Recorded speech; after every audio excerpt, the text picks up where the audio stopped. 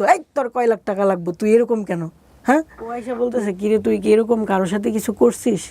আমি কই কি করছিস মানে কি? ডাক্তারে মনে হয় মেমোরি কার্ড দিয়ে ভৈরব পাঠাইছিল, তো ওনার মেমোরিতে দেখা গেছে যে এরকম একটা ভিডিও আসছে, ওইখানে তুই কোনো ছেলের সাথে কিছু একটা করতেছিস এরকম। ডাক্তার আমার খুব ইচ্ছা হইতো একটা দরবার বসতো, আমি ওইখানে আগুন থাকতো, আমি আগুনে দাঁড়াইতাম, বলতাম এই যে আমার সতীত্ব তোমরা প্রমাণ করো বা কিছু করো। এমন হয়তো আমি হাঁটতেছি, লোকটা আরেকজনের সাথে কথা বলতেছে, কথার ফাঁকে বলতেছে কিরে রবিন আয় দেখে যা 12 বেড়ার মাল আইছে। ওমা ওই মেয়েটা দেখে আমাকে এমন ভাবে হাসতেছে, মানে বাংলার সানি লিওন আসছে। মানুষ ফোন দিতেছে, ফোন দিয়ে বলতেছে কি অবস্থা, কি করো, কেমন আছো, কত টাকা রেট নাও, এই নেও সেই নাও। মানে আমি তো আবার নতুন অভিজ্ঞতা, আর কি বলে এগুলো। আসসালামু আলাইকুম প্রিয় দর্শক এবং শ্রোতা, আল্লাহ সর্ব অবস্থায় আমাদের সবার মঙ্গল করুন, সবসময়ের মতো সেই দোয়া এবং শুভকামনা জানিয়ে শুরু করছি লাইফের একটি এপিসোড। জীবন গল্প বলার জন্য আপনারা আমাদের সঙ্গে যোগাযোগ করতে পারেন। আমাদের মেইল অ্যাড্রেসটি হচ্ছে sharemystory24@gmail.com এবং একই সাথে আমাদের ফোন নাম্বার হচ্ছে 09639888777। আমি আর কথা বাড়াচ্ছি না, শুরুতেই কে রয়েছেন আমার সঙ্গে একটু জানার চেষ্টা করি। আপনার নামটা একটু বলেন তো। জি, আমার নাম মোসাম্মদ সোমা আক্তার। সোমা আক্তার। আপনার বয়স কত? 30+। আপনার গল্পটা আমি সামাজিক যোগাযোগ মাধ্যমে প্রচার করব এবং আপনার চেহারাও দেখা যাবে। সমস্ত কিছু জেনে শুনে আপনি গল্পটা এখানে বলতে এসেছেন, জি, এতে আপনার কোনো আপত্তি নাই। গল্প প্রচারের পরে যে কোনো ধরনের ইফেক্ট কিন্তু আমাদের যারা এখানে স্টোরি বলে যান তাদের জীবনে পড়তে পারে, পজিটিভও নেগেটিভও। এবং আপনি যখন এই যে ডিসক্লেমারটা সাইন করেছেন, লেটার অফ আন্ডারটেকিং যেটাকে আমরা বলি, সেখানে কিন্তু স্পষ্ট করে আপনি সমস্ত কিছু পড়েই তারপরে সাইন করেছেন। ঠিক আছে, খুবই গুরুত্বপূর্ণ একটা গল্প আজকের এই লাইফটা, আমি যতটুকু জানি। আমি আপনাদেরকে শুরুতে আহ্বান জানাচ্ছি একটু মনোযোগ দিয়ে শোনার জন্য। জি, শুরু করুন। আমার আব্বা হচ্ছে সাইড কন্ট্রাক্টর, এইটার ভাটার যে কাঁচামাল কাঁচামাল বানাই না, ওইটা সর্দারি করতো। আচ্ছা, তো 2-3টা ভাটা একসাথে কাজ করতো, প্রচুর টাকা ইনকাম করতো, কিন্তু মানে একটু অন্য নিশা ছিল, মানে জুয়া খেলতো আর কি। মাঝে মধ্যে দেখা যেত হাতে অনেক টাকা হয়ে গেছে, পরে কোনি নাই, কেউ একজন টান দিয়ে দিছে যে আই যায়, জানে যে জাহাঙ্গীর একটু বোকা শুকা, টান দিলে আজকে লাখ টাকা পাওয়া যাবো, টান দিয়ে নিয়ে যাইত, হুট করে 1-1.5 লাখ টাকা রাত্রের বেলা দিয়ে এসে পড়তো। এগুলো আপনি নিজের চোখে দেখেছেন? কত এমনও বাড়ি ছিল যে একটা বাড়ি আমার আব্বা বানাইছে সেই 1998-97, যে ফকির মানুষ যদি ভিক্ষা নিতে আসতো বলতো উনি কি আমেরিকা থাকে বা আমি ইটালি থাকে, এত সুন্দর ঘর বানাইছিল। আবার দেখা গেল যে উনি বড় ধরনের একটা লস খেয়ে ফেলছে, মানে ওই যে জোয়া টোয়া খেললে এটার তো মানুষকে টাকা ফেরত দিতে হবে, এই বাড়ি আবার বিক্রি করে ফেললো। আবার দেখা গেল আমরা ছোট্ট একটা কোনো একটা থাকতেছি, এরকম আম্মা বাপের বাড়ি চলে গেল 6 মাসের জন্য, আমি আমার আব্বার সাথে ছোট ঘরে, মানে লাইফটা আজকে উপরে কালকে নিচে এরকম ভাবে কাটছে আর কি। যাক, তারপরে আমি যখন মেট্রিক পরীক্ষা দিব তখনও আমার আব্বা হুট করে আম্মার সাথে রাগ করে কই যেন চলে গেল। আম্মা খুব কষ্ট করে আমাদেরকে মানে পরীক্ষা দেওয়াইতেছে এইভাবেই আর কি। তো মেট্রিক পাস করলাম, করার পরে একটা গুঞ্জন, হ্যাঁ, আমাদের ঘরের পাশেই 3টা রুম ভাড়া দেওয়া ছিল, আমার কাকারা দিছিল। একটা ডাক্তার ছিল, একটা ওই টেলিফোনে যে কথা বলতো কি যেন বলে বার্তার দোকান, আরেকটা খলিফার দোকান ছিল। তো ওই যে ডাক্তারটা উনি হচ্ছে মানে খুব ভদ্রসদ্র, শ্যামলা সুন্দর চেহারা, উনি আমাকে খুব আদর করতো, খুব, মানে উনি খুব ভালো। যেমন আপনি ধরেন, আপনি যেরকম দেখতে সুন্দর ভালো, আপনারা আমার এজের যেমন তফাৎ এই টাইপেরই। উনি আমার খুব আদর করতো। উনি বিবাহিত ছিল, 2টা সন্তান ছিল। এখন সবাই ভাবতো যে ওনার সাথে আমার প্রেম, আসলে ওনার সাথে আমার ওইরকম কোনো কিছুই না। আপনি ম্যাট্রিক পরীক্ষা দিয়েছেন এই সময়ের গল্প? হ্যাঁ, যখন পরীক্ষা উনি বিয়ে করে 2 বাচ্চা হয়েছে, তারপরেও আপনাকে নিয়ে সন্দেহ করতো? হ্যাঁ। ওনার ওয়াইফ কোথায় থাকতো? ওনার ওয়াইফ বাড়িতে, আমাদের চাইতে একটু সামনেই ওনাদের বাড়ি, একটু দূরে। আর যে দোকানটা, সে দোকানটাকে আপনাদের বিল্ডিং? দোকানটা একেবারে আমাদের ঘরের একদম জাস্ট আমাদের বারান্দার উপরে এই ঘর তোলা আর কি। তো উনি আপনার সঙ্গে আদরের সম্পর্ক বলতে কি প্রয়োজন, মানে কেন এই সম্পর্ক? মানে সারাক্ষণ আমাদের ঘরেই তো, এই যে আমাদের দরজাটা এটা, ওনার দরজাটা এটা, মাঝখানে শুধু এতটুকু তফাৎ।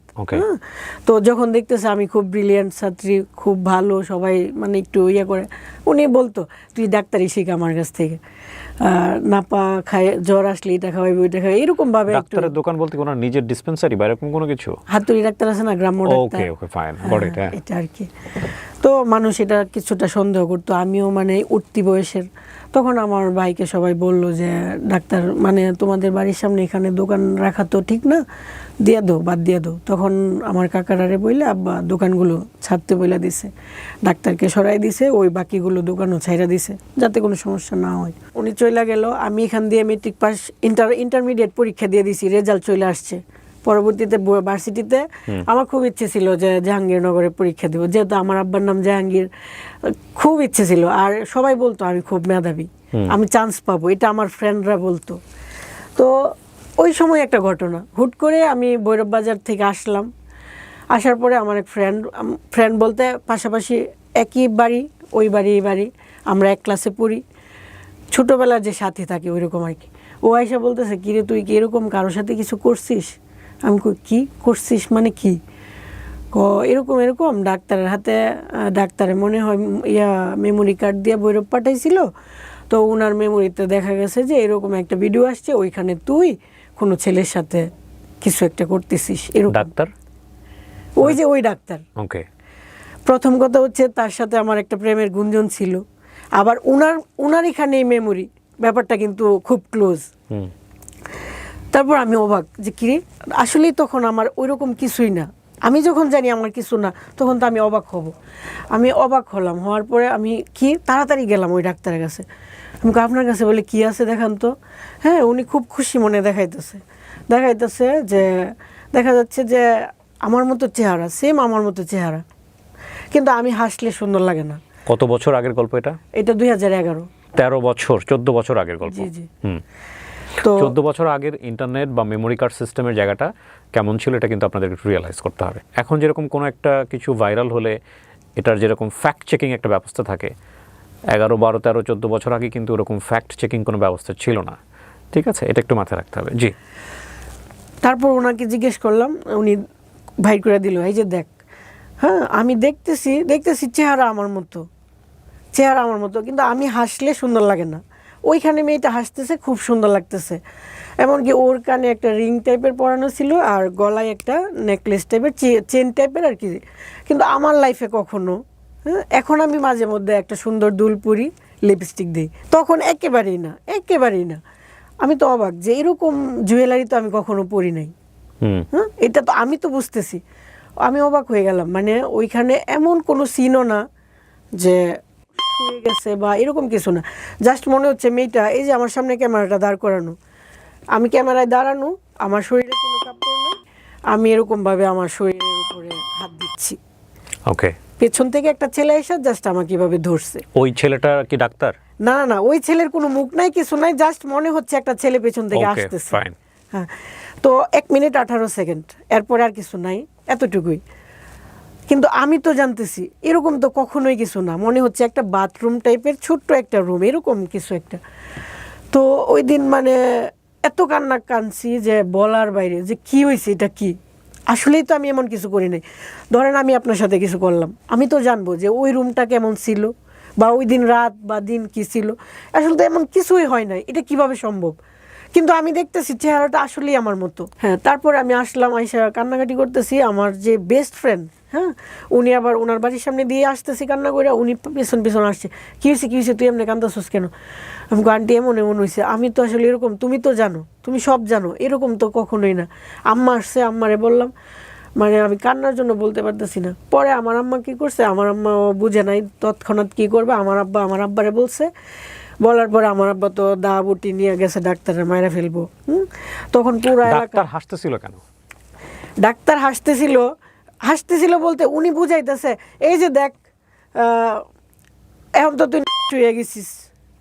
মানে ডাক্তার আপনাকে কষ্ট করতে চাইবে কেন? যে ডাক্তার এত আপনার সঙ্গে ভালো সম্পর্ক, সে আপনার না, আমি এখনো বলতেছি, যেহেতু এটা ভিডিও সবাই দেখবে, ডাক্তার কখনোই খারাপ লোক না, উনি খুবই ভালো, ভদ্র, হ্যাঁ, ইনোসেন্ট খুব। কিন্তু উনি চাচ্ছে কি, উনি বুঝাইতেছে যে যেহেতু ভিডিওটা হয়েছে তার মানে আমি এমন কিছু করছি আর আমি হয়ে গেছি, আমি ভালো না। উনি বুঝাইতেছে যে তোরে তো আর কেউ বিয়ে করবো না, আচ্ছা ঠিক আছে আমি তোরে বিয়ে করবো। মানে এটা কি, আপনার সঙ্গে যদি সম্পর্ক না থাকে, এখানে কয়েকটা বিষয় আছে, বিষয়গুলো যুক্তিতে আসতে হবে। হ্যাঁ, প্রথম কথা হচ্ছে, আপনার সঙ্গে যদি এরকম সম্পর্ক না থাকে, হুট করে তো উনি আপনাকে এরকম একটা ভিডিও দেখায় ব্ল্যাকমেইল করতে পারে না, যুক্তিতে আসতে হবে, নাম্বার 1। নাম্বার 2 হচ্ছে যে এই ভিডিওটা খবরটা ডাক্তার আপনাকে দেখায়নি, খবরটা দিয়েছে অন্য আরেকজন, হ্যাঁ ওই মেয়ে, তাই না? ওই মেয়েটা জানলো কিভাবে? ওই মেয়েটা প্রথমে এসে আমাকে বলছে যে মেমোরিটা আমি দিছিলাম ভৈরবে। মেমোরিটা ওই মেয়ে দিছিল। হ্যাঁ, ওই মেয়েটা ভৈরবে কিভাবে মানে ওই যে ডাক্তার যে গাড়ি দিয়ে প্রতিনিয়ত আসা যাওয়া করে, ওষুধ মেডিসিন আনে, ওই ড্রাইভারের কাছে নাকি দিছে। ড্রাইভারের কাছে কেন দিবে ওনার মেমোরিটা? মানে দিছে মূলত ডাক্তার। কেন দিবে? মানে আমি আমার মেমোরি কার্ডটা আমার ড্রাইভারের কাছে কেন দিব? মানে যুক্তিতে আসি আর কি বিষয়টা। আমার তো ব্যক্তিগত একটা জিনিস মেমোরি কার্ড, আমি তো এটা আমার ড্রাইভারের কাছে দিতে পারি না। দেওয়ার কথা না, কিন্তু তাদের কথা ভাষ্যমতে এটা। ওই মেয়েটা জানলো কিভাবে? ওই মেয়েটার সাথে ডাক্তারের কি সম্পর্ক? আর এই মেয়েটার সাথে আপনার কি সম্পর্ক? যে মেয়েটা আপনাকে তথ্যটা দিয়েছে। ওই মেয়েটা আমার ক্লাসমেট, আমরা একসাথে পড়াশোনা করছি। ওকে, চাচাতো বোন, জ্যাঠাতো বোন। ওকে, তো এই মেয়েটার কাছে ডাক্তারের ঘরের সামনেই ওই মেয়ের ঘর। ডাক্তার যেখানে আবার নতুন ঘর নিছে, ওর সামনের বিল্ডিংটাই ওদের বিল্ডিং। তো ওই মেয়েটা জানলো কিভাবে এরকম একটা ব্যক্তিগত ভিডিওর কথা? হয়তোবা ডাক্তার জানাইছে কি গো ইমন দেখলাম তোর বান্ধবীরে কই গিয়া, এরকম হইতে পারে আমার যেটা ধারণা। আপনি ওকে জিজ্ঞেস করবেন না এত বড় একটা তথ্য, এত বড় তুমি জানলে কিভাবে? হ্যাঁ, ও তো এটাই বলছে। ও আমারে প্রথম বলছে যে ও মোবাইলটা পাঠাইছে, যে কিন্তু আমি যখন আমার বাইরে বললাম, আমার ভাই বলতেছে যে একটা অবিবাহিত মেয়ে। হ্যাঁ, আপনি ভাইয়ের প্রসঙ্গে পরে আসেন, আপনার বাবা দা নিয়ে মারতে গেছে, ওই জায়গাটা থেকে আমি যাব। কিন্তু একটা জিনিস হচ্ছে কি, গল্পের কিছু গাঁথনি থাকে। হ্যাঁ, গল্পের গাঁথনির জায়গাতে আপনি যদি উপযুক্ত উত্তর দিতে না পারেন, আপনি যে কারণে এসেছেন, আপনি সেই জায়গাতে সমালোচিত হবেন। এবং সেটা কিন্তু আপনি জেনে শুনে, আমার কাজ প্রশ্ন করা, এবং সেই প্রশ্নের কোয়ারিটা জনগণের জায়গা থেকে যেভাবে আসবে সেভাবেই করা। এখন আপনি বলতে চাচ্ছেন যে এইসব ঘটনার মধ্যে আপনি জড়িত ছিলেন না, তাই তো? পুরো ঘটনাটা আপনি যেভাবে বলছেন সেটাই সত্য। এখন কথা হলো যে যুক্তি থাকতে হবে। তো এত বড় একটা ঘটনা ঘটে যাচ্ছে, চাচাতো ভাই বোন যদি এসে আমাকে বলে যে তোর এরকম একটা জিনিস দেখলাম, তাহলে প্রথম কোয়ারি হবে যে তুই কই দেখছিস, কার কাছ থেকে পেলি? আপনি করছিলেন এই প্রশ্নটা? হ্যাঁ, বলছি। সে কি বলছে? সে বলছে যে আমি পাঠাইছিলাম, তো এখন মেমোরিটা ডাক্তারের কাছে আছে। আমি পাঠাইছিলাম বলতে? ও নাকি মেমোরি দিছে গান টান উঠায় দেওয়ার জন্য। কে? আগে তো মেমোরি পাঠাইতো মানুষ গান বইরা দেওয়ার জন্য, ছবি বইরা দেওয়ার জন্য। ডাক্তার? না, আমার ওই যে বান্ধবী। হ্যাঁ, বান্ধবী মেমোরি দিয়েছে গান ভরে দেওয়ার জন্য। তারপরে দেখেছে ওইখানে এটা ঢুকে গেছে এরকম ভাবে। এইখানে ডাক্তার একটা ভিডিওটা দিয়ে দিয়েছে। কে দিয়েছে সেই ভিডিও? মানে ওই যে দোকান থেকে ভিডিও দিয়ে দিয়েছে। দোকানে গিয়ে আপনারা জিজ্ঞেস করবেন না যে তুমি ভিডিওটা আরেকজনকে দিলা কেন?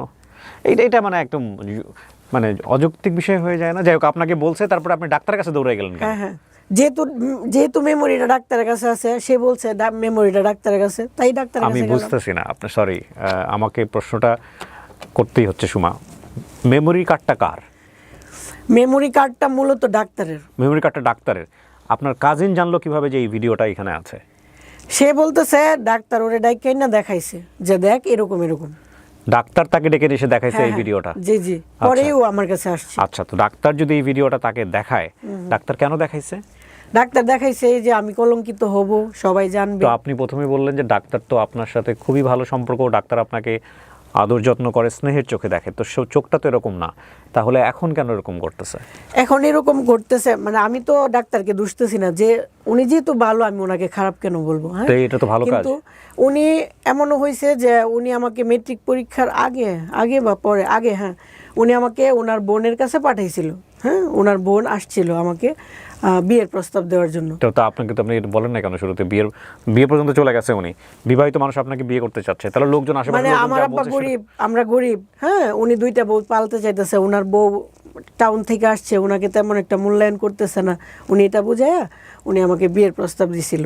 মানে আমার ওই ডাক্তারের বোন। পরে আমি হাসতে হাসতে চলে আসছি। মানে গল্পটা এরকম যে ডাক্তার আপনাকে পছন্দ করতো, যেটা আপনি প্রথম পর্যায়ে গোপন করে গেছেন বা বলেন না? না, ওইরকম পছন্দ না, হয়তোবা উনি চাইছে যে গরিবের মেয়েটা ভালো, দেখি যদি প্রস্তাব দিয়ে দেখি যদি বিয়ে করা যায়, এরকম হয়তো।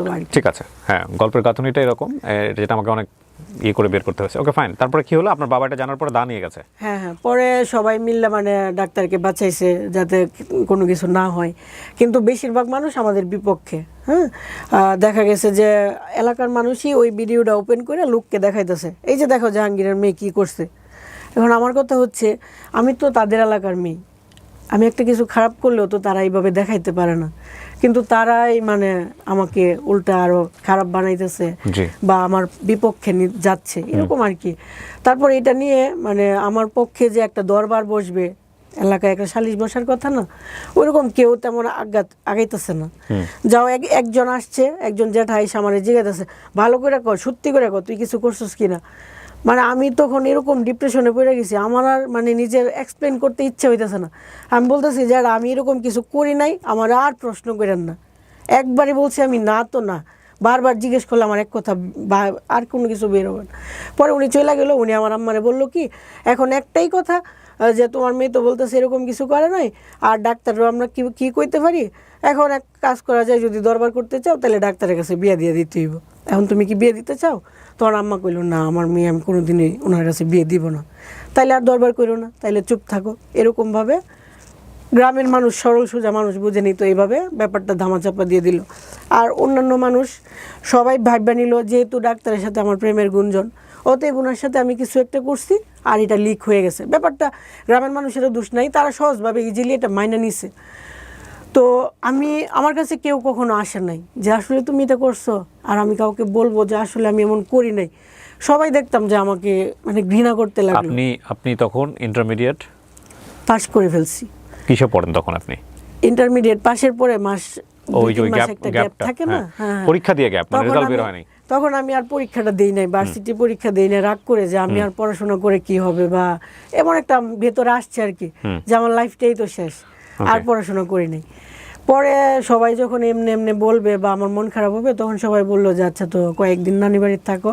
তখন আমি প্রায় মনে হয় 9 মাস বা 1 বছর নানু বাড়িতে ছিলাম, পাশের গ্রামে, খুব দূরে না, যাতে করে মানুষের সামনে বেরোতে না হয়। হ্যাঁ, খারাপ লাগে না, মানুষ সেটা বলবে, কিন্তু ওই যে একটা দরবার হলো না, আমি নিজেকে প্রুভ করতে পারলাম না, সবাই ভেবে নিল এটা সত্যই। আমি হাতে গোনা কয়েকজন মানুষ পেলাম যারা আমার সাপোর্ট করছে, যারা আমাকে রাস্তায় দেখা হইলে কিরে এরকম তো তুই না, এটা তো হওয়ার কথা। হাসাহাসি করতো লোকজন দেখলে আপনাকে দূর থেকে, মনে হচ্ছে হাসাহাসি করতো। আরে কত হাসাহাসি করতো, মানে রাস্তা দিয়ে বের হইতাম, মানুষ এভাবে তাকায় থাকতো, মানে ওনার তাকানোটা দেখলে মনে হতো যে আমি, মানে সবার মোবাইলে হলো এগুলো ঘুরে বেড়াচ্ছে। হ্যাঁ, এর মধ্যে একজন ফ্রেন্ড ছিল, নাম তমা, ও আমাকে বলতেছে সুমা আমি তো কোনোভাবে বিশ্বাস করতে পারতেছি না যে ভিডিওটা নকল, তুমি যেভাবে বলতেছো আমি অনেকবার জুম করে দেখছি জানো। তো আমার এখানে একটা তিল ছিল অনেক বড়, এখন রিমুভ করে ফেলছি। আমি তুমি আরেকটু জুম করে দেখো তো এখানে একটা তিল আছে কিনা। তো ও বলতেছে আচ্ছা ওইটা তো খেয়াল করি নাই, আচ্ছা দেখ মনে। আমি বলি আচ্ছা দেখার সময় তো পরে পাও কি না পাও, তুমি এক কাজ করো। তখন ওর সাথে যখন কথা বলতেছি, পেছনে একটা স্টুডিও। আমি বলতেছি তুমি আমার এত কাছের, হ্যাঁ আমি একটা অন্যায় করলেও তো তোমার কাছে গোপনে বলতে পারি যে হ্যাঁ ওর সাথে অনেক কিছু হয়েছে। ফ্রেন্ডের সাথে বলা তো খুব মানে কষ্ট কিছু না। তো তুমি আমাকে অবিশ্বাস করতেছো, জানো খুব কষ্ট লাগতেছে, চলো আমি স্টুডিওতে যাই, হ্যাঁ আমি তোমাকে একটা জিনিস দেখাইতে চাই। তখন স্টুডিওতে তো আলাদা রুম থাকে যেখানে মানুষ কাপড় চোপড় চেঞ্জ করে, ওইখানে গিয়ে আমি উপর করলাম, মানে ওই ফ্রেন্ডের, আপনার ফ্রেন্ডকে বোঝানোর জন্য, মেয়ে ফ্রেন্ড। আমি তখন মানে হয়তো একটু খারাপ লাগছে যে আমার এত কাছের ফ্রেন্ডকেও আমার শরীরটা দেখাইতে হইতেছে, মানে বোঝানোর জন্য যে না দেখো মিল নাই, তফাৎটা তুমি দেখো। ওকে, তখন আমি ওরে বললাম তুমি এখন বলো তোমার বিশ্বাস হয়েছে কি না। তখন আমার ফ্রেন্ড বলছে কি বলো, আকাশ আর পাতাল, আকাশ পাতাল ব্যবধান, ওইটা কি আর এটা কি, আমি কি দেখলাম। আর তোমারে জানো আমাদের এলাকার সবাই বলতেছে, সবাই কইতো সুমা কত ভালো মেয়ে, সুমা কত ভালো মেয়ে, আর আজকে দিয়ে একেবারে লিক। এটা সম্ভবত একটা ছবির কথা মনে পড়ে গেল রিসেন্টলি আমার, ইউটিউবার সম্ভবত ছবিটার নাম, এটা চরকিতে আছে, আপনারা দেখে নিন। শেষ পর্যন্ত এই ভিডিওটা যে তার না, এটা প্রমাণ করার জন্য সে পরনের কাপড় খুলে দেখায়। এখানে অভিনয় করেছিল বিখ্যাত একজন সিঙ্গার, কে রাইট নাও আমি নাম মনে করতে, এটা আদনান আল রাজীবের ছবি সম্ভবত, ইউটিউবার, যদি সুযোগ হয় আপনারা দেখে নিন। হ্যাঁ, এখানে আফ্রিদি অভিনয় করেছে, আরও ওই যে রিসেন্টলি খুব ভালো করছে গানে, আমার নাম মনে রাখতে খুব সমস্যা হয়, খালিদ হাসান মিলুর ছেলে, না জেফার না, খালিদ হাসান, প্রীতম অভিনয় করেছে আমি যদি ভুল না করে থাকি। সো এই যে এই ইউটিউবার ছবিটা আপনারা দেখে নিন, লাস্টের সিনে গিয়ে উনি যে এটা না, এটা প্রমাণ করার জন্য নিচের শরীরের কাপড় খুলে দেখায় দেয় লাইভে, যে দেখ এটা আমি না। হ্যাঁ, সো এই যে বিষয়টা দেখেন কত মিল, মানুষের জীবন আর ছবি কত মিল। হ্যাঁ, ওকে, তারপর তখন মানে আমার বান্ধবী মানে ওই যে আগে ভালোবাসতো ওইটা আবার ফেরত আসলো, যে এখন আমার বিশ্বাস হয়েছে। আমি এতদিন শুধু ভাবতাম সুমা কি করে এটা করলো, মানে ও আমাকে সবসময় বলতো হ্যাঁ যে প্রেম করো না তুমি, এত সরল সোজা, এত বোকা। হ্যাঁ, আজকে এত বড় একটা ঘটনা, মানে ব্যাপারটা অদ্ভুত লাগতো। তো আজকে আমি বিশ্বাস করলাম। ও তারপর থেকে যেন ওর সাথে মনের মিলটা আরো বাড়লো। হ্যাঁ, ও ফাইনালি বিশ্বাস করলো। কিন্তু ভেতরে ভেতরে একটা কষ্ট রয়ে গেল যে আমি না একটা ফ্রেন্ডকে দেখাইছি, আমি পুরো এলাকার মানুষকে কি দেখাইতে পারছি? Very important. ভেতরে রয়ে গেল কথাটা। আমার খুব ইচ্ছে হইতো একটা দরবার বসতো, আমি ওইখানে আগুন থাকতো, আমি আগুনে দাঁড়াইতাম, বলতাম এই যে আমার সতীত্ব তোমরা প্রমাণ করো বা কিছু করো, কিন্তু আমার পাশে কেউ দাঁড়ায় নাই। এরকম হয়েছে। হওয়ার পরে আমি এই যে নানু বাড়িতে আসা যাওয়া করতাম, থাকতাম, এর মাঝখানে আবার ডেস্টিনি, হ্যাঁ, D2K, যেটা একজনে আয়সা অফার করলো যে দেখো তোমার লাইফটা তো এরকম হয়ে গেছে, বাসায় বসে থাকো, চলো এটা করো। লেখাপড়া তখন একদম অফ করে দিয়েছেন? হ্যাঁ, এই ঘটনার পরে লেখাপড়া অফ হয়ে গেল? অফ হয়ে গেল। হ্যাঁ, আমি আর করি নাই, ইচ্ছা করেই করি নাই। পরে D2K তে জয়েন করলাম। করার পরে D2K তে জয়েন করলে কিন্তু এখানে যেতে হয়। D2K কি? ডেস্টিনি 2000 লিমিটেড, যেটা MLM কোম্পানি। ওকে ওকে। এখানে ওখানে যাইতে হয়। তো কাজের প্রয়োজনে অনেক দিন পর নিজের এলাকায় ঢুকলাম। এলাকায় তো আসি না, খারাপ লাগে। নানুর বাড়িতে থাকতেন? হ্যাঁ হ্যাঁ, লোকে এইভাবে তাকায় থাকে। যেদিন প্রথম ঢুকছি এলাকায়, আমার সাথে কেউ কথা বলে না তেমন একটা, যারা আগে খুব ভালোবাসতো তারাও না। তো আমাদের ইব্রাহিমপুর বাজার আছে, ওই বাজারে একটা ডাক্তার আছে, চপল ডাক্তার। হ্যাঁ, চপল ডাক্তার না হঠাৎ করে আমার বলতেছে, কি গো বোন, কেমন আছো তুমি, ভালো আছো? মানে ওই দিন না, সত্যি কথা, মানে আমার ইচ্ছে হয়েছিল যে নতুন করে বাচ্চার যে কেউ আমাকে ভালোবাসছে, মানে এত খুশি হয়েছি আমি বলার বাইরে, যে আমাকে সবাই ঘৃণা করতেছে, আর উনি আমাকে যে ডাক দিচ্ছে, আমি এত খুশি হয়েছি যে বলার মতো না। এরপরে আস্তে আস্তে নিজের এলাকায় আসলাম, কে কি বললো দেখলাম না, মানুষ হাসাহাসি করতেছে, মাঝে মধ্যে ডায়েরিতে লিখতাম। এমন হয়তো আমি হাঁটতেছি, লোকটা আরেকজনের সাথে কথা বলতেছে, কথার ফাঁকে বলতেছে, কিরে রবিন, আয় দেখে যা, 12 বেটা আইছে। আশ্চর্য হয়ে গেলাম, মানে কি বলতেছে 12 বেটা? সে তো বহুত কথা। একটা মানুষের সাথে প্রেম করা এক ব্যাপার, আর 12 বেটার কত বড় কথা। আমি আকাশের দিকে তাকাই থাকতাম, পানিগুলো পড়তে দিতাম না, মানে আমি খুব কান্না কম করার চেষ্টা করতাম। মানে এমনও হইতো যে আমি যাদের বাড়িতে যাই পড়াশোনা করতাম, যে সেও ক্লাসমেট আমিও ক্লাসমেট, একসাথে পড়তাম, 2-3টা বাড়ি পার হইলেই তাদের বাড়ি, ওর বাড়িতে যাই পড়তাম। ওর বাড়িতে যখন 1 বছর পরে গেলাম, পাশে ওর বাড়ির আশেপাশের মেয়েরা কিন্তু আমাকে চিনে যে এটা সানজিদার বান্ধবী। ওই মেয়েটা দেখে আমাকে এমনভাবে হাসতেছে, মানে বাংলার সানি লিওন আসছে, হাসতেছে, হাসি দেখে আমার মানে আর হাঁটতে ইচ্ছে হইতেছে না। মানে যে মানুষটা আগে আসলে বলতো ভালো আছেন, কি করেন, সে এখন এমনভাবে হাসতেছে। তারপরে আমি রাস্তা দিয়ে গেলে অনেকে বলতো তোমার ফোন নাম্বারটা দেও তো। কোনো কথা নেই, বার্তা নেই, ডিরেক্ট। আমি ইচ্ছে করে দিছি। কেন দিছি? কারণ ভিতরে কিছু কথা জমা থাকুক, সে কি বলতে চায় আমি দেখি। আমার আব্বার চাইতে হয়তো 5 বছরের বড়, জ্যাঠা লাগে আশপাশ এলাকার। ফোন দিছে, হ্যাঁ জ্যাঠা, নাম্বার নিয়েছিলেন কেন, কি বলবেন? আসো না একদিন রাত্রে আমাদের বাসায়। আপনাদের বাসায় রাত্রে কেন, কি বলেন এগুলো? বুঝো না? কখনোই কাউরে গালাগালি করি নাই। আর ভাবতাম কি, আমি যদি নেক্সট টাইম আরও খুব ভালোভাবে চলাফেরা করি, তাহলে একটা সময় মানুষ ভাববে যে না, মেয়েটা তো আগেও দেখতাম ভালো, এখনও ভালো, তার মানে যে ঘটনাটা ঘটছে এটার জন্য ও হয়তো বা দায়ী না। কিন্তু এর মধ্যে আবার এটাও হয়েছে, খুব ইচ্ছে হয়েছে যে আমি খারাপ হয়ে যাই, মানুষের কথা সহ্য হইতেছে না। তখন মনে হইতেছে ভালো হয়েও তো আমি খারাপ শুনতেছি, তাহলে আমি খারাপ হয়েই শুনি। মাঝে মধ্যে এমন হইতো, আবার মাথা ঠান্ডা হয়ে যেত।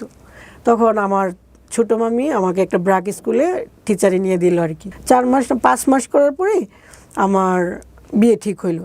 ওই ঘটনার 3 বছর পরে আমার বিয়ে হয়েছে সাতক্ষীরা ডিস্ট্রিক্ট। ওরা এখন কথা আসতে পারে যে এত দূরে কেন বিয়ে হইলো। উনি হচ্ছে এই এলাকাতেই, আমাদের নরসিংদী ডিস্ট্রিক্টেতে আগুন মিস্ত্রির সর্দার। আমার আব্বা হচ্ছে ইট কাঁচা বানাই লেবার দিয়ে, আর উনি হচ্ছে লেবার দিয়ে এটা পুরাই। আচ্ছা আচ্ছা, ওকে। হ্যাঁ, তো আমার আব্বা ওনাকে 2-3টা কাজ নিয়ে দিছে, ভালো ছিল, ওই সূত্রে পরিচয় আর কি। হ্যাঁ, যেদিন বিয়ে হয়েছে এদিনই আমাদের এলাকার মানুষ ওর নাম্বার নিয়ে এগুলো বলছে, কিন্তু ও আমাকে এগুলো বলে নাই। কিন্তু আমার ভেতর থেকে কেন জানি মনে হইতেছে যে আমার হাজবেন্ডকে আমার এটা বলা দরকার। বিয়ের 3 দিন পরে আমি বলতেছি, আপনি আমাকে একটু সময় দিবেন, আমি আপনাকে একটু কথা বলতে চাই। বলছে কেমন কথা, ঘরে বলা যায় না? আমি কই না, একটু বাইরে যাইতে হইব। তখন উনি আমাকে ওনার বাড়ির পাশেই মাঠে নিয়ে গেল রাতের 10টার সময়। হ্যাঁ, তো ওইখানে যাওয়ার পরে আমি ওনাকে সব বললাম, হ্যাঁ, যে এরকম এরকম হয়েছে, পুরা এলাকার মানুষ জানে এটা সত্য, জাস্ট আমি জানি এটা মিথ্যা।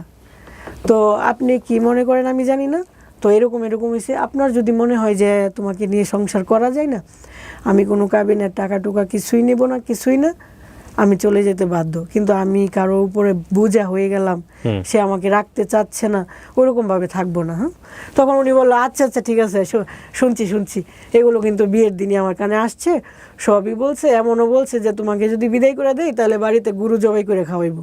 এরপরে ওনার হয়তো বা মনে হয়েছে যে হ্যাঁ সত্য বা মিথ্যা জানি না, তবে ওকে একটু যাচাই করা দরকার। তো উনি আমাকে একটা অ্যান্ড্রয়েড ফোন কিনে দিছে। ফোনের মধ্যে হয়তো বা উনি রেকর্ডিং চালু করে রাখছে যে আমি গোপনে কারোর সাথে কথা টথা বলি কিনা, এই ধরনের, আর আমার চলাফেরাটা কেমন। এই 4 মাসের ভিতরে তুমি তোমার আম্মা আর বোনের সাথে বাদে কারোর সাথে কথা বলো নাই। আর তুমি যে ইন্টারমিডিয়েট পাস বা তোমাদের ভালো ফ্যামিলি, এটা আমাদের এলাকায় কখনোই এরকম গর্ব করে চলো নাই, খুব সাধারণ চলাফেরা, কখনো দেখি না একটু নতুন বউ সাজুগুজু করতে, বা একেবারে ন্যাচারাল। আমি মন থেকে বিশ্বাস করি যে তুমি এটা কখনোই করো নাই। তো উনি এই ব্যাপারে কোনো দিন আমাকে একটা বাজে কথা বলে নাই, মন্তব্য করে নাই, এটা আসেই নাই কোনো দিন কথা। আমি আবার ওনাকে বলছি যে আমি একটা প্রমাণ আপনাকে দেব, শুধু যে মুখ দিয়ে বলছি তা না, কিন্তু প্রমাণটা সময় আসলে আমি আপনাকে দেব। পরে মেয়ে হয়েছে, মেয়ে হওয়ার 16 দিন পরে আমি বাসায় গেছি ওর সাথে। 16 দিন পর্যন্ত বাবার বাড়ি ছিলাম, 16 দিন পরে বাসায় গেছি। তখন ওরে আমি বললাম যে দেখো, আমি একদিন বলছিলাম না যে তোমাকে প্রমাণ দিব, ওই যে একটা সময় আসলেই প্রমাণ দিব, আজকে ওই সময়টা আসছে, তো তুমি বর্ষ আসতেছি। তখন আমি উজু টুজু করে আসলাম, একটা কোরআন শরীফ নিয়ে আসলাম, আর আমার মেয়ের সামনে একটা মায়ের কাছে একটা বাচ্চার চাইতে বড় তো আর কিছু হইতে পারে না। বাচ্চাটাকে কুলে নিলাম, কোরআন শরীফটা এক পাশে রাখলাম, ওরে বললাম জানি হয়তো বা আপনার মনে প্রশ্ন থাকতে পারে যে আসলে কি আমার বউ এটা করছে কি না। এই যে আমার মেয়েটাকে ধরা, 16 দিনের একটা বাচ্চা, নিষ্পাপ বাচ্চা, এই বাচ্চাটাকে ধরা, আর আমার আব্বা আর আমার আম্মা আছে। যদি আমি ওই ঘটনার সাথে জড়িত থাকি, ওইটা যদি আমি হয়ে থাকি, তাহলে যেন আমার এই বাচ্চাটা, আমার আব্বা আর আম্মা আজকের ভিতরেই যেন মারা যায়। এরপরেও যদি তোমার ভিতর থেকে সন্দেহ দূর না হয়, আমার তো আর কিছু করার নাই। ঘটনার পরিক্রমায় এটা ওনার লাইফের ঘটনা, এবং উনি আসলে কি বোঝাতে চেয়েছেন সেটার জন্য উনি এটা বললেন, এবং আমরা এটা তুলে ধরছি। বাট এটা অনেকেই করেন, গ্রাম অঞ্চলে এটা প্রচলিত আছে। আমার এই গল্পগুলো আপামর জনসাধারণ যেহেতু শোনেন, সেই জায়গা থেকে আমি একটু সতর্ক করছি, এই ধরনের কসম কাটা একেবারেই নিয়ম নাই, এবং এটা এক ধরনের অপরাধ ধর্মীয়ভাবে, এবং এটাতে কিন্তু গুনাহ হয়। সো এটা করা যাবে না। কসম শুধু কাটতে হবে আল্লাহর নামে, এছাড়া কারো নামেই বা কোনো বস্তুর নামে, ইভেন কোরআন শরীফ ধরেও কসম কাটার কোনো নিয়ম নাই। জি বলেন। ঠিক আছে, আমরা একসাথে থাকতেছি, সংসার করতেছি ভালো, হঠাৎ করে দেখি ও কিসের যেন ট্যাবলেট খাই। হ্যাঁ, হঠাৎ করে দেখলেন? হ্যাঁ হ্যাঁ। আচ্ছা। এতদিন কোনো কিছু ছিল না, হঠাৎ করে ট্যাবলেট খাচ্ছে। হ্যাঁ, তোমার কি হয়েছে, আপনার কি হয়েছে?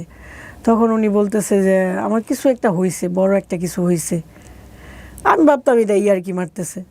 আচ্ছা, পরবর্তীতে একদিন যখন ছোট বাচ্চা রুমে রাখা, তো আমি একা একা বের হতে পারি না, ও ভাবছে আমি বের হব না, বাহিরে বৃষ্টি আসবে, সেজন্য আমার বাইরে থেকে কাপড় নেওয়ার জন্য বাইরে বের হইতেছে। আর ওই সময় ও বাথরুমে গোসল করতেছে, দরজাটা লাগাই নাই। আমি যাই দেখি যে ওর এই হাতে ঠিক এই জায়গাটাই মাংস নাই, এতটুকু গর্ত হয়ে গেছে, লাল। আমি তো অবাক, এটার জন্য আপনি মেডিসিন খাইতেছেন? আপনি তো আমারে বলেন নাই। পরে বলতেছে আজকে যেহেতু দেখেই ফেলছো, তো দেখো, হাত বের করে দেখাইতেছে, ঠিক এতটুকু গর্ত হয়ে গেছে, ভেতর থেকে মাংস চলে আসতেছে। ওর হাতটা পুরা ছিল, ছোটোবেলায় পুড়ে গেছিলো। তো ওই পুরা মাংসের উপরে এভাবে চুলকানি দিতে যায়, ওই চুলকানোর জায়গাটা এরকম হয়ে যাইতেছে, ভেতর থেকে মাংস পুচে বাইরে যেতেছে। কিন্তু ও আমাকে দেখায় নাই, যেহেতু আমি নতুন বউ, আমি যদি চইলা যাই। তারপর ওরে প্রতিদিন বলতাম যে চিকিৎসা করেন, ভালো ডাক্তার দেখান। ও হচ্ছে ওর আব্বা আম্মার কথা শুনতো, আর ওর আব্বা আম্মা হচ্ছে গ্রাম্য মানুষ, তো ডাক্তার বিশ্বাস করতো না, বা ডাক্তারের কাছে যায় টাকা পয়সা দেওয়া, এগুলো বিশ্বাস, শুধু তেল পড়া, কালি পড়া, এই পড়া সেই পড়া। নরসিংদী থেকে সাতক্ষীরায় যাইতো, ডেরাক গাড়ি, মামুন গাড়ি দিয়ে যাইতো, আসা যাওয়া 2200 টাকা শুধু গাড়ির ভাড়াই 500, ওইখান থেকে নামার পরে যে আরও সিএনজি ভাড়াটারা এইগুলো মিলায় 2,500 টাকার উপরে তার গাড়ি ভাড়া। ওইটা খরচ করে সে একটা কালি পরা আনতে যাইতো, একটা ডাবের পানি পরা আনতে যাইতো, আইনা এখানে লাগাইতো। তো আমি প্রতিদিন বলতাম, আরে কী অবস্থা, আপনি বুঝেন না, মানুষ এলাকা থেকে ঢাকায় এসে চিকিৎসা করার জন্য, আর আপনি ঢাকাটাকে ওভারকাম করে আবার সাতক্ষীরা যেতেছেন, মানে আপনি তো অবাক, আপনি তো নিজের লাইফটা নষ্ট করে ফেলতেছেন।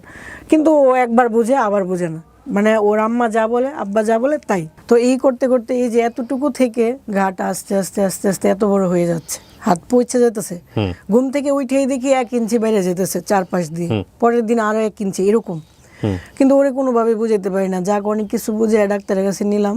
তখন ডাক্তার বললো যে আরে তোমার তো অনেক সমস্যা, তুমি তো কয়দিন পরে ক্যান্সার হয়ে যাবে, তুমি কেন চিকিৎসা করতেছো না।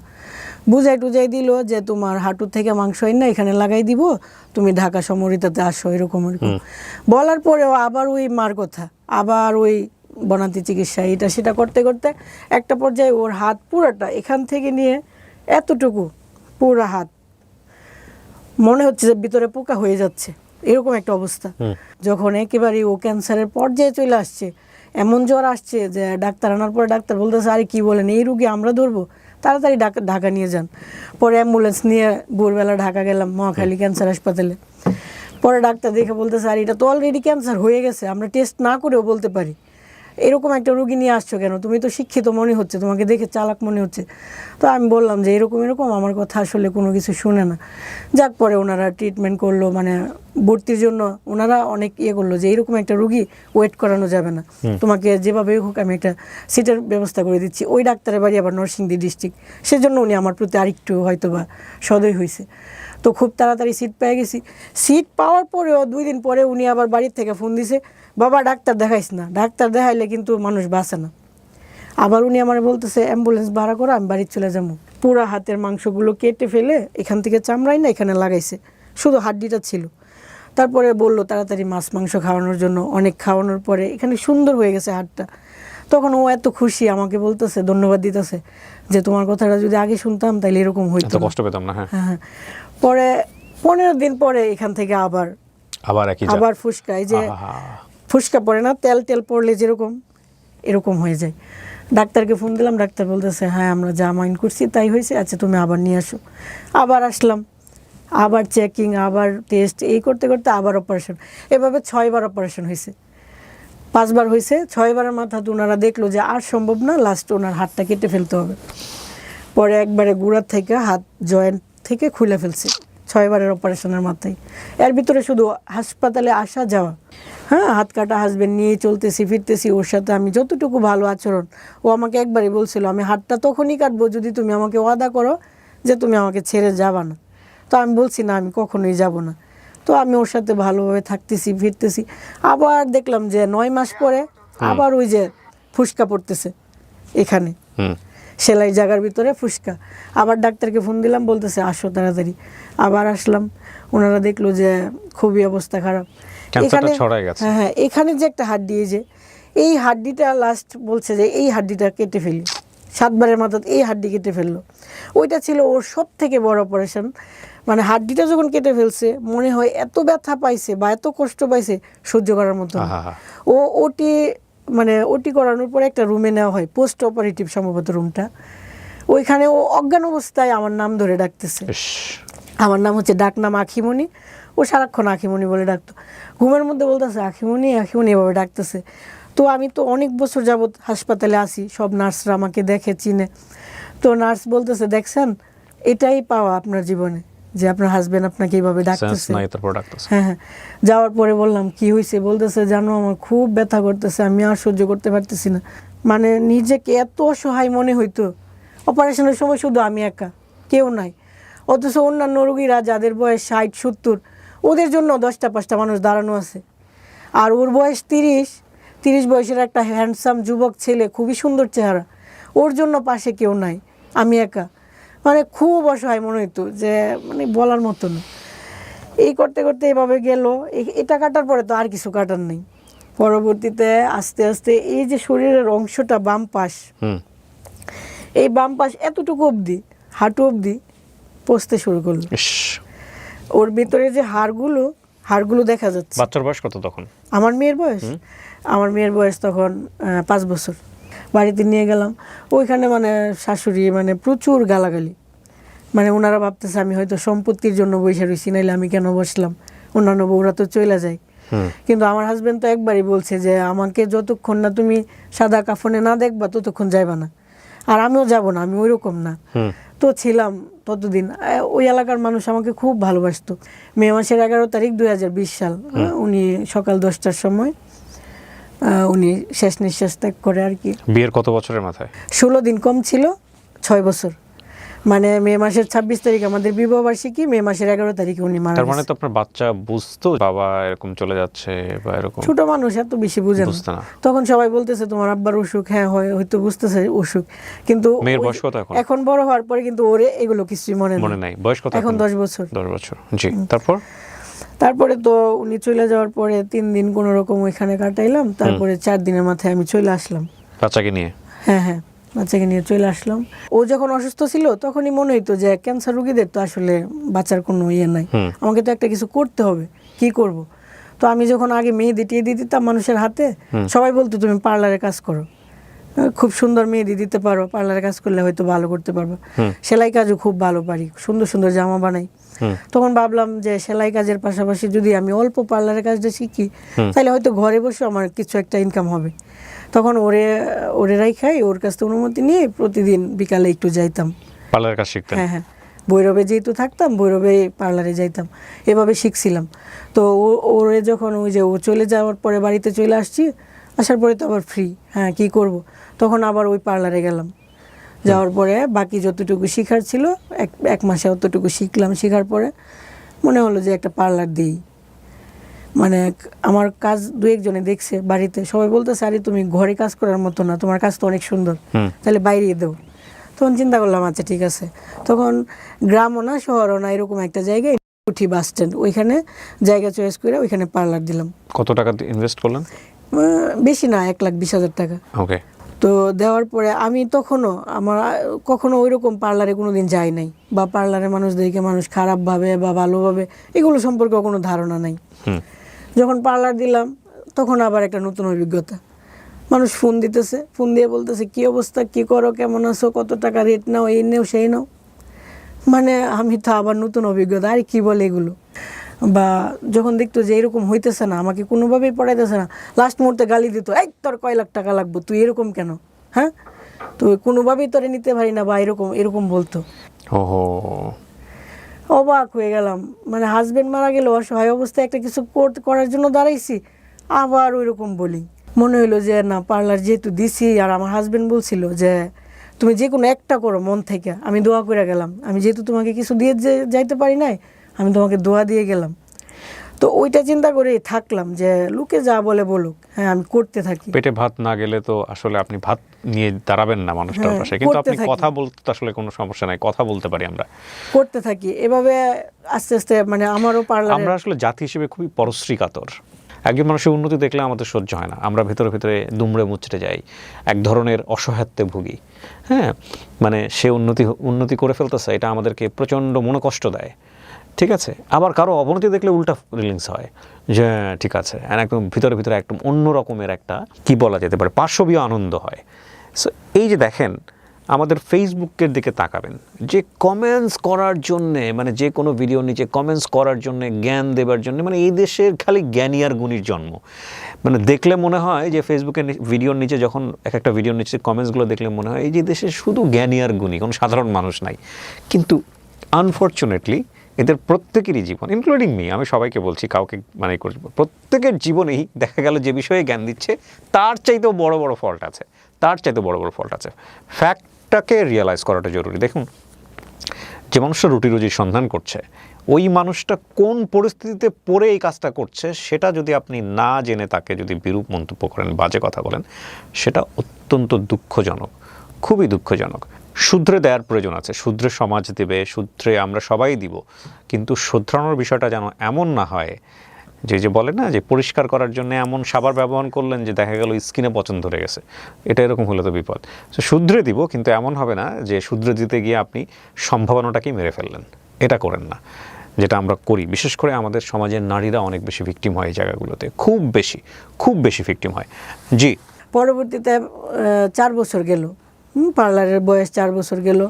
ইনশাল্লাহ গ্রাম এলাকায় আমার এত সুনাম আমার পার্লারের, তো খুব ভালো আছি, ভালোভাবে চলতেছি। হঠাৎ করেই মানে একটা ছেলে আমার পার্লারে আসলো, মানে আমার কারেন্ট নষ্ট হয়ে গেছিল, ও আসছিল কারেন্ট ঠিক করতে।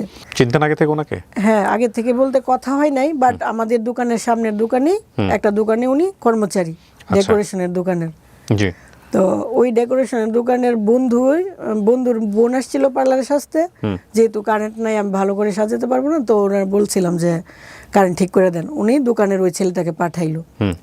তো ওই ছেলেটা আবার ওই যে নসিমন গাড়ি আছে না, নসিমন গাড়ি, ভ্যান গাড়ির মতো যে, ওই গাড়ি চালাইতো, মানে ওই ডেকোরেশনের মালামাল আনা নেওয়া করতো। তো আনতো, উনি আমাকে জিজ্ঞেস করতেছে ম্যাডামের বাড়ি কোথায় বা কি করেন। তো উনি এক পর্যায়ে জানলো আমার হাজবেন্ড মারা গেছে, বা ওনাকে জিজ্ঞেস করলাম আপনাদের বাড়ি কোথায়, উনি বলতেছে আমার বাড়ি ময়মনসিংহ। এত দূরে, তাহলে এখানে কোথায় থাকেন, বউ নিয়ে থাকেন? না, আমি বিয়ে করি নাই, আমি এখানে একজনের বাসায় থাকি। পরবর্তীতে কারেন্ট ঠিক হয় নাই, উনি আবার 15 দিন পরে ওনার সাথে দেখা হয়েছে। আমি কারেন্ট তো ঠিক হয় নাই, বলছে আচ্ছা ঠিক আছে, আমি আরেকদিন ঠিক করে দেবো। ঠিক করে দেবো। পরবর্তীতে উনি আসছে, কিন্তু আমি নাই। পরে আমার স্টাফের কাছ থেকে ফোন নিয়ে বলতেছে ম্যাডাম আমি তো কারেন্ট ঠিক করতে আসছিলাম, আপনি কোথায়? আমি বললাম আমি তো আখাউড়া চলে আসছি, তো আপনি কালকে আসেন। উনি পরের দিন আসলো কারেন্ট ঠিক করতে। ওই কথায় উনি বললো আর কি যে উনি বিয়ে করে নাই, গরিব মানুষ, টাকা পয়সার জন্য বিদেশ যেতে পারতেছে না। ওই ছেলেটাকে আপনার চেয়ে বয়সে ছোট ছিল নাকি একই বয়সী? প্রায় সেম, তবে 2 বছরের বড়। 2 বছরের বড়। যেহেতু আমি মহিলা মনে হচ্ছে, মেয়েরা কিন্তু খুব তাড়াতাড়ি অন্যরকম হয়ে যায়, এরকম আর কি। তো উনি বুঝাইতেছে যে উনি বিয়ে করে নাই। এক পর্যায়ে উনি আমাকে জিজ্ঞেস করলো আপনি বিয়ে করবেন না? আমি বললাম যে না, এই বয়সে আর বিয়ে টিয়ে কি। না, মন খুলে বলেন, বের করে দিতে পারি। তখন আমরা আমার স্টাফ ছিল, আর কি মেয়েরা বলতেছে হ্যাঁ বের করেন না, ভালো জামাই পাইলে আপুরে বিয়ে দিব না কেন। আর উনি বলতেছে ওনার জন্য বউ দেখতে। তো আমার কাছে কেউ কিছু বললে আমি করি কি, আমি না করি না, আমি বলি আচ্ছা ঠিক আছে দেখ মনে।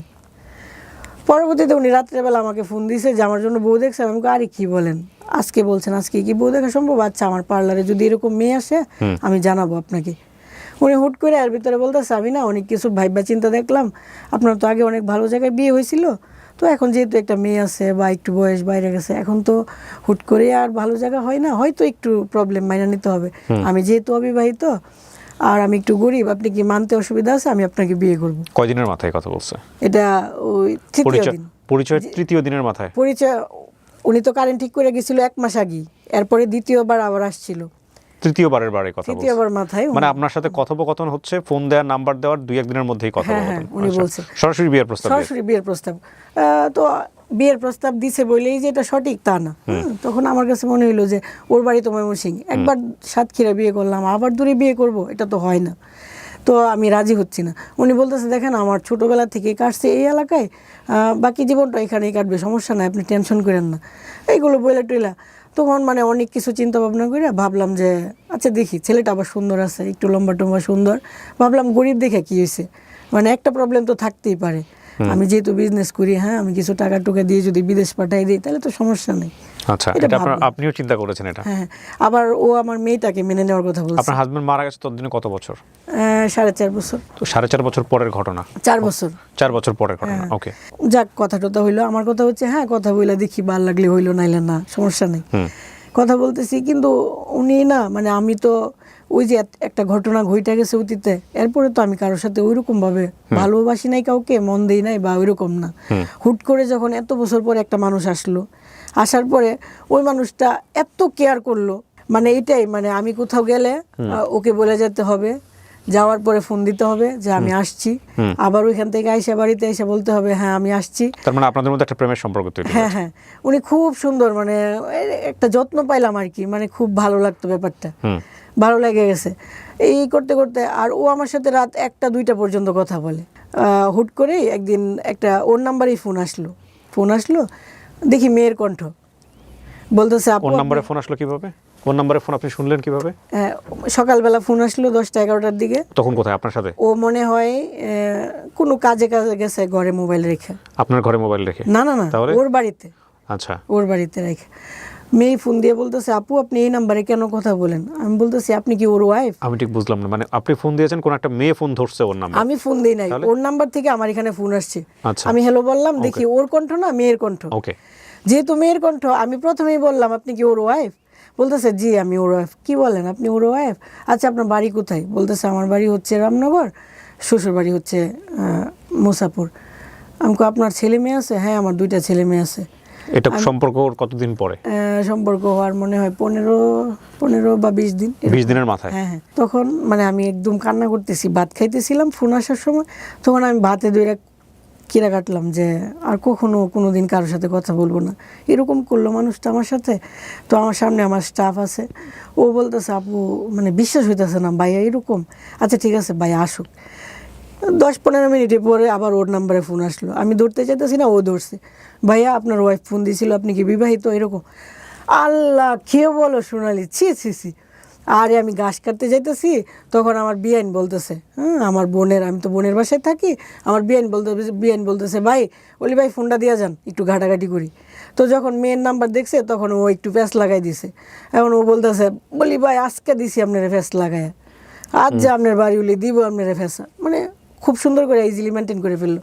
আমি তো বিশ্বাস করতে পারতেছি না। একবার মনে হইতেছে ওই মহিলার কথা রাইট, আবার ও এমনভাবে বলতেছে বুঝার উপায় নেই। তখন আমি ওরে বললাম ঠিক আছে তোমার বিয়াইনের আজকে যা আমার সাথে আবার কথা বলাইবা। রাতের বেলা বলতেছে বিয়াইন তো শ্বশুর বাড়ি চলে গেছে। তখন আমি বললাম শ্বশুর বাড়ি কই? ওইখানে আমার নিয়ে যাইবা, আমার প্রমাণ চাই। এর ভিতরে বলতেছে আচ্ছা হঠাৎ করে তো একজনের শ্বশুর বাড়ি যাওয়া যায় না, ওর শ্বশুর যদি কিছু মনে করে ও আবার হয়তো 15 দিন পরে আসবো, মানে এরকমভাবে বুঝাইতেছে। আর ও এমনভাবে আমার সাথে কথা বলতেছে বুঝার উপায় নাই যে ওর ওয়াইফ আছে, বাচ্চা কাচ্চা আছে। কথা বলতেছি, কথাবার্তা হইতেছে, সুন্দর রিলেশন। ও আমাকে বিয়ে করার জন্য পাগল হয়ে গেছে, বিয়ে করতে চাইতেছে। এখন আমি একবার বলতেছি বিয়ে করব নাকি না করব, এরকমভাবে একটা সিদ্ধান্তে আসলাম যে আচ্ছা দেখি কি হয়। আমরা মনে করতেছি যে বিয়ের জন্য আগাবো। এই টাইমে হঠাৎ করে একজন আইসা বলতেছে কি যে আমার স্টাফকে বলতেছে তুমি যার সাথে প্রেম করো তার তো বউ বাচ্চা আছে। স্টাফ বলতেছে আরে আমি প্রেম করি না তো আপু, কি বলো ওনার বউ বাচ্চা আছে? আমি তো মানে অবাক, ওই যে আগে একটা ফোন আজকে আবার এটা, ব্যাপারটা নিতে পারতেছি না।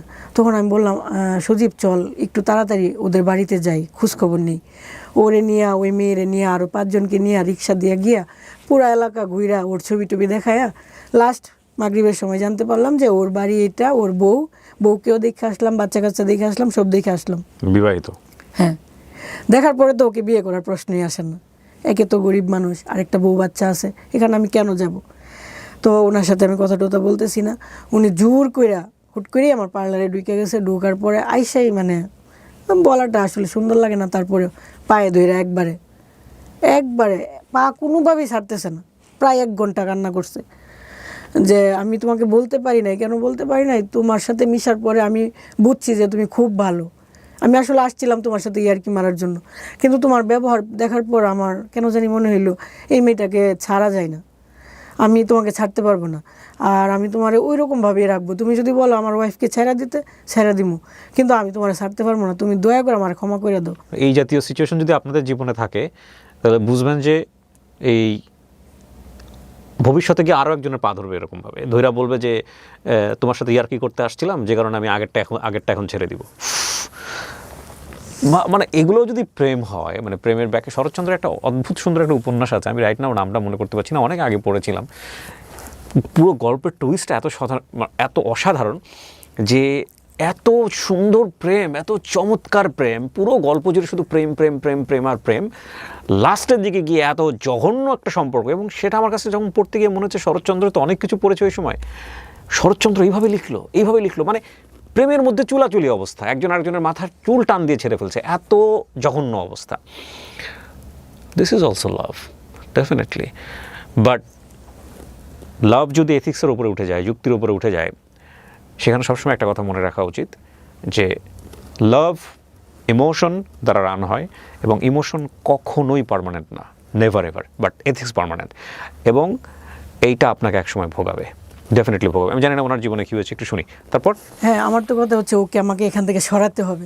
তখন আমি বলতে আচ্ছা ঠিক আছে আমি তোমাকে বিয়ে করব, কিন্তু ও বলতেছে আর এটা তো তুমি আমাকে এখান থেকে সরানোর জন্য বলতেছো, আমি যাওয়ার পরে আবার ফোন দিয়ে বলবা এটা সেটা আমি জানি। তুমি আমারে কথা দেবো, এরকম ভাবে যাক আমি ওরে সরাই দিলাম। পুলিশে ধরা দেননি কেন? হ্যাঁ, ওকে পুলিশে ধরা দেওয়া উচিত ছিল। হ্যাঁ এটাই তো আমার ভুল।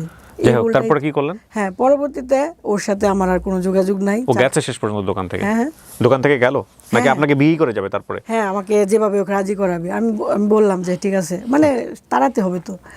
তারপরে 4-5 দিন ফোন দিই না, আর ওর মনে হয় ওইখান থেকে প্রচুর চাপ দিচ্ছে, ও ফোন দেয় না, আমিও দিই না। না দেওয়ার পরে 5 দিনের মাথায় বলতেছে দেখলাম কি হইতেছে, 4 দিন ফোন দিছি না, 4 দিন তুই আমারে ফোন দিছস না, তুই ভাবছস কি তুই আমারে ছেড়ে যাবি গা? মানে দুনিয়া উলট ফালট করে এলাম, যেমনি হোক তুই আমার বউ হইতি না, মানে বুঝাইতেছে কত ভালোবাসা এরকম এসে। এরপরে দেখলাম যে ও ব্ল্যাকমেল করতেছে। হ্যাঁ, আমি হিজড়ারে দিয়ে তোরে উঠাই নিয়ে যাবো, হিজড়ারা আইসা বলবো যে মানে এরকমভাবে হিজড়ারে যে আমার ফোন নাম্বার দিছে, আমার ডিটেলস দিছে, এটা আবার দেখাইছে আমাকে এই মুহূর্তে। হিজড়ারা কি করবে এখানে? হিজড়ার পার্টির সাথে ওর সঙ্গে পঙ্গা আছে। হিজড়ারা আইসা আমাকে বলবে যে আপু একটা বউ সাজাবেন, কত টাকা? আমি যদি বলি 5,000 ধরে 6,000, হ্যাঁ ওনারা রাজি, আমাকে সিএনজি করে নিয়ে যাবে, নেওয়ার পরে ওর হাতে তুলে দিবে, আমাকে বিয়ে করবে। ও বুঝাইতেছে যে বাণিজ্য থাকতে কি বিয়ে করবি নাকি না, এরকমভাবে বুঝাইতেছে। এর পরবর্তীতে যাক আমি ওই যে আমার পার্লারে যে মেয়েটা ছিল ওকে নিয়ে ওর বাড়িতে গেলাম সকালবেলা একদিন, যে ওর বাড়িতে জানাই দিই, তাহলে তো ওরা যখন আরও চাপ দিবে তাহলে ছেলেটা সইরা যাবে। ওইখানে যাওয়ার পরে ওর বউকে বললাম যে আপু একটু ভেতরে আসবো, আপনার সাথে একটু কথা বলবো। বলতেছে আচ্ছা আসেন। তো বললাম যে আপু এমন এমন এই করছে, আপনি যদি ওই দিন আমার ফোন নাম্বারটা রাখতেন আর পরবর্তীতে আমাকে বলতেন যে আপু ও কি আর নেক্সট টাইম ফোন দিছে, তাহলে আর আজকে এত কিছু হইতো না। আপনিও বলেন না, আর ও আমাকে এভাবে আগাই নিছে, বোঝার উপায় ছিল না। আচ্ছা যাই হয়েছে হয়েছে, ক্ষতি হইলে আমার হয়েছে, সমস্যা নাই, তবে আমি আপনার হাজব্যান্ডকে কখনোই বিয়ে করব না, আপনি নিশ্চিত থাকেন। ওর বুকটার মধ্যে হাত দিয়ে আমি এভাবে সান্ত্বনা দিছি, উনিও কান্না করতেছে যেহেতু হাজব্যান্ড এরকম করতেছে, আমি সান্ত্বনা দিছি সমস্যা নেই, আমি কখনোই বিয়ে করব না। এগুলো বইলা সান্ত্বনা দিয়ে আমি চলে গেছি। রাস্তায় যাওয়ার পরে ওনাকে ফোন দিয়ে আবার নিয়ে আসছে, এই বাড়িতে মহিলা আসছে, তুই তাড়াতাড়ি আয়। উনি আইসা দেখে আমি রাস্তায়, হ্যাঁ তুই আবার এনে আইসস বিচার দেওয়ার লেগে, আবার আমাকে ব্যাকে বাড়িতে আনছে। সবাই বলতেছে এখন যদি আপনি ওর সামনাসামনি থেকে সমাধান না করেন তাহলে ভাববো আপনি দোষী। আবার তো আমাকে ঘরে আসতে হয়েছে, আবার ঘরে আসলাম। ঘরে ঢুকা মাত্রই ওর ওয়াইফ ওর কলারে ধইরা থাপড়াইছে। মানে সে হোক না খারাপ, আমি তো তার একদিন হলেও ভালোবাসছি। আমার এটা দেখে আবার একটু খারাপ লাগলো যে ছেলেটা আসলে অসহায়। ওই যে আমাকে বলছিল যে আমি আমার ওয়াইফের দ্বারা সুখ পাইতেছি না, নির্যাতিত হচ্ছে। হ্যাঁ, আমার খুব খারাপ লেগে গেছে। একবার মনে হচ্ছে বিয়ে করে দেখাই দিই। আবার ওর ওয়াইফ একটা ভুল করছে কি, আমি তো তাকে সান্ত্বনা দেওয়ার জন্য আসছি বা ওকে কনফার্ম করার জন্য আসছি, আমি বিয়ে করব না। উনি আবার আমার সামনে বলতেছে আজকে বিয়াটা পরেই দিমু, এই করবো সেই করবো, মানে যেগুলো আমার উপরে আঘাত লাগতেছে। যেহেতু আমি ওনার ভালোর জন্য ওনার বাড়িতে আসলাম, উনি তো আমাকে আঘাত দিয়ে কথা বলতে পারে না, আমাকে আঘাত দিতেছে, আমার খারাপ লাগতেছে। আবার ওকে মারলো, দুইটা ব্যাপার খারাপ লাগতেছে। মনে হয়েছে বিয়ে করে দেখাই দিই। একবার জিদ আসতেছে, আবার মনে হইতেছে দূর কী দরকার আছে, ওর যা হয়েছে হয়েছে হোক, মানে মনটাকে বারবার বুঝাইতেছি একবার এই পাশে। কিন্তু আপনি প্রথম বউয়ের জায়গায় থাকলে আপনি কি করতেন? এটা তো সবাই যেটা করতেছে, সিনক্রেট না করতেছে। না, ওই মেয়েটার তো দোষ না, আমি তো বলতেছি না মেয়েটা দোষী। রাইট, তারপর হ্যাঁ হ্যাঁ, তারপরে চলে গেল, এরকম ভাবে হইলো। তো ও আবার ফোন দিতেছে বিয়ে করতেই হবে। ও আবার ওই যে ওর বাড়ির থেকে আমরা যে চলে আসছি না, চট দেখে চলে আসছি, ও তাড়াতাড়ি গাড়ি নিয়ে আমাদের সামনে আইসা নায়ক স্টাইলে, একবারে নায়কের মতো, এই যে তোর কয়শো বাপ আছে, কয়শো বাপ আছে, বাপ নিয়ে আয়, তোর আমি বিয়ে করুম 1 মাসের ভিতরে, চ্যালেঞ্জ, তুই পারলে ফিরা, তুই আমার বাড়িতে বিচার নিয়ে আইসস, তুই আমার বউ হইবি 100% গ্যারান্টি। মানে ফিল্ম স্টাইল এরকম ভাবে বইলা গেল। যাক আইসা পড়লাম, ওনার সাথে কথা বলতে চাইতেছি না বা এরকম। উনি আবার বলতেছে 20 খায় মরে যা মগা, আমার ছেলেটারে তুই দিস, তোর জন্য মরে যাচ্ছি, এই সেই। হ্যাঁ, তখন বললাম আচ্ছা ঠিক আছে, আপনার ওয়াইফ যদি রাজি থাকে তাহলে আমি আপনার বিয়ে করবো, কারণ আমি জানি ওয়াইফ তো কখনো রাজি হবে না, সে তো এটা পারবে না। তখন ও আমার বলতেছে কি, ওয়াইফের তো রাজি করে ফেলছি, আজকে রাইতে বলছি যে আমাদের বিয়ে হয়ে গেছে, তো তুমিও কালকা বইলো ফোন দিয়ে যে আমাদের বিয়ে হয়ে গেছে, দেখো কি হয়। তখন আমি ওনারে বললাম কি আপু আমাদের তো বিয়ে হয়ে গেছে, তো আপনি মানে যদি পারেন আমার ক্ষমা করে দিয়েন, আমার হাতে আর কিছু করার ছিল না, আমাদের বিয়ে হয়ে গেছে, তো আমরা আসেন মিলা টিলা চলি এরকমভাবে, আমি যেহেতু অনেক টাকা ইনকাম করি, আমাকে এত টাকা পয়সা দেওয়া লাগবে না, জাস্ট চা হিসেবে থাকলো বা এইভাবে বললাম, দেখলাম উনি কী বলে। তো উনি অনেকক্ষণ টিয়ারকি মারলো, লাস্টে যখন দেখলো যে না আসলেই মনে হয় বিয়ে করে ফেলছে, উনি বলতেছে আপু আপনি কি পার্লারে আছেন? আমি কই জি। কোথাইলে আমি আপনার পার্লারে আসবো, এখন একটা মানুষ আসতে চাইতেছে, আমি তো আর না করতে পারি না। বলে আচ্ছা ঠিক আছে আসেন। আমি ভাবছি যে উনি আসবে, আইসা দুই কথা ভালো করে বলবে, তাহলে তো আবার উনি আসার পরে ওনার বাড়ির সাঙ্গু পাঙ্গু নিয়ে আইসা, মানে আমি একা আর ওনার সাথে 5 জন আমাকে যেরকমভাবে পারে মারধর, আমার মাথার চুল অর্ধেক ছিঁড়ে ফেলছে। মানে উনি তো আইসা বলতো যে আপু সত্যি কি আপনি বিয়ে করে ফেলছেন বা না, কেন এটা তো করলেন? এটা আপনি আসলে নিজে থেকে বিপদ ডেকে নিয়ে আসছেন, এটা ওনার দোষ দিয়ে লাভ না, এটা আপনারই না দোষ। আমার এই যে কাহিনীটার মধ্যে বেশিরভাগই আমার দোষ, আমি বলবো না আমার Agreed, দোষ না। agreed. হ্যাঁ, পরে উনি মারধর করলো, পুরা বাজারের মানুষ জানছে যে আমি ওনার বউ। আসলে কিন্তু আমাদের বিয়ে হয় নাই। পুরা রিক্সার ড্রাইভার, সিএনজি ড্রাইভারের কাছে ওনারা যায় বলছে এই পার্লারের মহিলা, এই সেই অমুক তমুক, মানে একদম কেমন হয়ে গেল ব্যাপারটা। তখন উনি কি করছে, আমাকে বলতেছে দেখো এরকম হয়েছে, এখন বাজারের মানুষ সবাই আমার পক্ষে, যে তোমার যেহেতু ইজ্জত নিয়ে টানাটানি হয়েছে, হ্যাঁ এটার একটা বিচার হবে, দরবার করব। এখন ও আমাকে ফোন দিয়ে বলতেছে কি, দেখো এখন বাজারের মানুষ যদি, যেহেতু বলা হয়েছে যে 5 লাখ টাকা কাবিন, এখন বাজারের মানুষ আমার যেভাবে হোক 5 লাখ টাকা আদায় করবো, আমি গরিব মানুষ তুমি তো জানো, তাহলে তুমি এক কাজ করো, আমি তোমাকে 2-2.5 লাখ টাকা দিয়ে দিই, তাহলে বাজারের মানুষ হোক গুসটুস খাইলো না, বা এত ঝামেলা কইরা কলঙ্কিত আর হইল না। কে বলতেছে এটা? হ্যাঁ, ওই যে যার সাথে ঝামেলা, ছেলে। হুম। পরে বললো তুমি আমাদের বাড়িতে আসো, আমার আব্বা বলছে যে তোমাকে 2-2.5 লাখ টাকা দিয়ে এটার ঝামেলা তো মিটাই। বিয়ে হননি তো 2.5 লাখ টাকা কেন নেবেন? সবাই তো জানতেছে আমার বিয়ে হয়েছে। হ্যাঁ, তো সবাইকে বলে দেন আমরা টাকা নিয়ে নিছি কাবিনের, শেষ। এটাই তো মানে এই যে আমাকে মারলো, কলঙ্কিত করলো, এটার তো একটা বিচার হওয়া দরকার। হ্যাঁ, তো এখন আপনি টাকা কেন নিচ্ছেন তাহলে? আমি তো টাকা নিব না, হ্যাঁ, এটা ও বলতেছে আর কি। হ্যাঁ। হ্যাঁ, আর ও বলতেছে তুমি ওইখানে বলবা যে আমার কোনো টাকা নেওয়ার দরকার নাই, আর আমি আর তুমি পরের দিন বিয়ে করব, যেহেতু তোমার কলঙ্ক হয়েছে। হ্যাঁ, এখানে আমার দোষ আছে, আমি বলতেছি। জি। যেহেতু ওনারা আমাকে মারধর করছে, তখন আমি জিদের বসে আমার মনে হয়েছে যে বিয়ে করা দরকার, সুখ পাইলে পাইলাম, না পাইলে নাই, বিয়ে করব, মারলো কেন। পরে উনি আমাকে বাড়িতে নিয়ে উনি আমাকে বুঝাইছে কি, আর যাই দেখি ওইখানে উকিল আসে, উকিল না কি যেন বলে, কাজী, ডিভোর্স দেওয়া হবে। হ্যাঁ, আমি তো দেখে অবাক যে কী হইলো, মানে উনি আমার সাথে বিশ্বাসঘাতকতা করছে, ওই দিন থেকে ফার্স্ট শুরু। উনি আমাকে সিগনেচার দেওয়াইলে, উনি সিগনেচার দিল, মানে সবাই বুঝলো বিয়ে যে- ছাড়া ডিভোর্স? হ্যাঁ, বিয়ে ছাড়া ডিভোর্স, সবাই বুঝলো ডিভোর্স হয়ে গেছে, উনিও মুক্ত। তো ওনারা আপনার ডিভোর্সের সময় কাবিননামা চায় নাই কাজী? উনি বুঝাইছে যে তোমার কোনো চাওয়া পাওয়া আছে, আমি বলছি না আমার কোনো চাওয়া না, পাওয়া কিন্তু আপনাদের বিয়ে যদি না হয়ে থাকে তাহলে ডিভোর্স হয় কিভাবে? প্রথম কথা হচ্ছে যে কাজীর মাধ্যমে ডিভোর্স হচ্ছে, কাজী তো আপনাদের কাবিননামা চাবে, কাবিননামা কই? এগুলো কিছু চাই নাই। হ্যাঁ, উনি তো চাইলে তো এটার ব্যাখ্যা হইতো, উনি কিছুই চাই নাই, উনি জাস্ট আমাকে নাম লেখাইতেছে, এমনকি আমার আইডি কার্ডের ফটোকপিও চাই নাই। আমি ইচ্ছা করে একটা ভুল সালিশের নাম- মধ্যে? হ্যাঁ, আমি ইচ্ছা করলে একটা ভুল নামও দিয়ে আসতে পারি, ওইখানে কোনো কিছুই চাইতেছে না, আমাকে জাস্ট সবাই বুঝাইতেছে যে হ্যাঁ হ্যাঁ ছাড়াছাড়ি হয়ে গেছে, বউ খুশি, বাপ মা খুশি, সবাই খুশি, লেখালেখি হয়ে গেল। আমি এত রাত্রে কীভাবে বাড়িতে আসবো? আমাকে কেউ মাথায় হাত দিয়ে সান্ত্বনাও দেয় নাই যে মা তুমি আমাদের জন্য এত কিছু করলা, বিয়ে হয়েছে, বিনা টাকায় আমার এখান থেকে চলে যাইতেছো, বা তোমার কলঙ্ক হয়েছে, এই ধরনের কোনো কথা না। আমি বাড়ি থেকে বের হবো কী করে, লজ্জা লাগতেছে, ওনারা কেউ হেল্পও করতেছে না। লাস্ট মুহূর্তে একজনে বলতেছে ওনার একটা গাড়িতে উঠাই দো, পরে রিক্সা দিয়ে বাড়িতে চলে আসলাম। তো বাড়ির সবাই কেউ এগুলো কিছুই জানে না, যা কীভাবে গেল। এখন আমার মাথায় তো বুধ চাপছে যে এখন আমার বিয়ে করা লাগবে, যেহেতু উনি আমার সাথে 2 নাম্বারই করছে। কাকে বিয়ে করবেন? ওই ছেলেকে আবার বিয়ে হ্যাঁ, করবেন? হ্যাঁ। ডিভোর্স দিয়ে আসছেন, তাকে আবার বিয়ে করবেন? হ্যাঁ, মানে বিয়ের আগে ডিভোর্স, তারপর আবার বিয়ে? হ্যাঁ, বিয়ে তো হয় নাই, কলঙ্কিত হয়েছি ওরে বিয়ে না করে। তখন পরবর্তীতে বিকেলবেলা ও আমাকে ডেট দিছে, আমি বিকালে আসবো, বিকাল হয়ে যেতেছে, তেমন একটা আসার সম্ভাবনা নাই। তখন ওর এক ফ্রেন্ডে ফোন দিছে যে কী অবস্থা, কী খবর। ওর ফ্রেন্ড বলতেছে যে ও তো বাড়ির থেকে বের হইতে পারতেছে না, যেহেতু কালকে এরকম হয়েছে, বাড়ির থেকে তো 2-4 দিন দিব না। আচ্ছা, আমি ওরা যাই নিয়ে আসতেছি। ওরা আবার নিয়ে আসলো। হ্যাঁ, আমরা আবার কাজের কাছে গেলাম, বিয়ে পড়াইলাম, এবার ফাইনালি বিয়ে করলেন? ফাইনালি বিয়ে হয়েছে। যে কলঙ্কটা হয়েছে বিয়ে না করেও আমি এটা করলাম। ওই যে 5 লাখ টাকা কাবিন দেওয়ার কথা ছিল, মানে আগেরটা 5 লাখ সবাইকে টাকা। আই ওয়াশ করছে যে ডিভোর্স হয়েছে, যে টেনশনের কিছু কিন্তু না, এলাকার কেউ জানে না, মানে কিন্তু বাজারে এর পরের বার তারা বিয়ে করছে আবার। হ্যাঁ, বাজারে কেউ জানে না যে ডিভোর্স হয়েছে বা এরকম হয়েছে, বা আমার এলাকার কেউ জানে না, জাস্ট ওদের বাড়ির 2-4 জন, বুঝছেন না? তো এরকম হইলো, বিয়ে হইলো। তখন মানে ব্যাপারটা চাইছিলাম যে কয়েকদিন গোপন থাকুক। তো দেখা গেল যে উনি তো আমার সাথে থাকতে গেলে ব্যাপারটা আস্তে আস্তে জানাজানি হয়ে যাবে। এই সপ্তাহখানেক কত টাকা কাবিননামা হলো? 5 লাখ টাকা। আছে কাবিননামা আপনার কাছে? কাবিননামা নাই, আমার মোবাইলে ছবি আছে। কাবিননামার ছবি আছে? জি, তারপর? পরে ছবি আছে। পরে এভাবে যাক উনি আমার কাছে আসলো সপ্তাহখানেক পরে, আসার পরে যখন 2-3 রাত একসাথে ছিলাম, বাড়ির থেকে ফোন আসতেছে, কই তুমি কেন, মানে ওরা আস্তে আস্তে সন্দেহ করা শুরু করলো।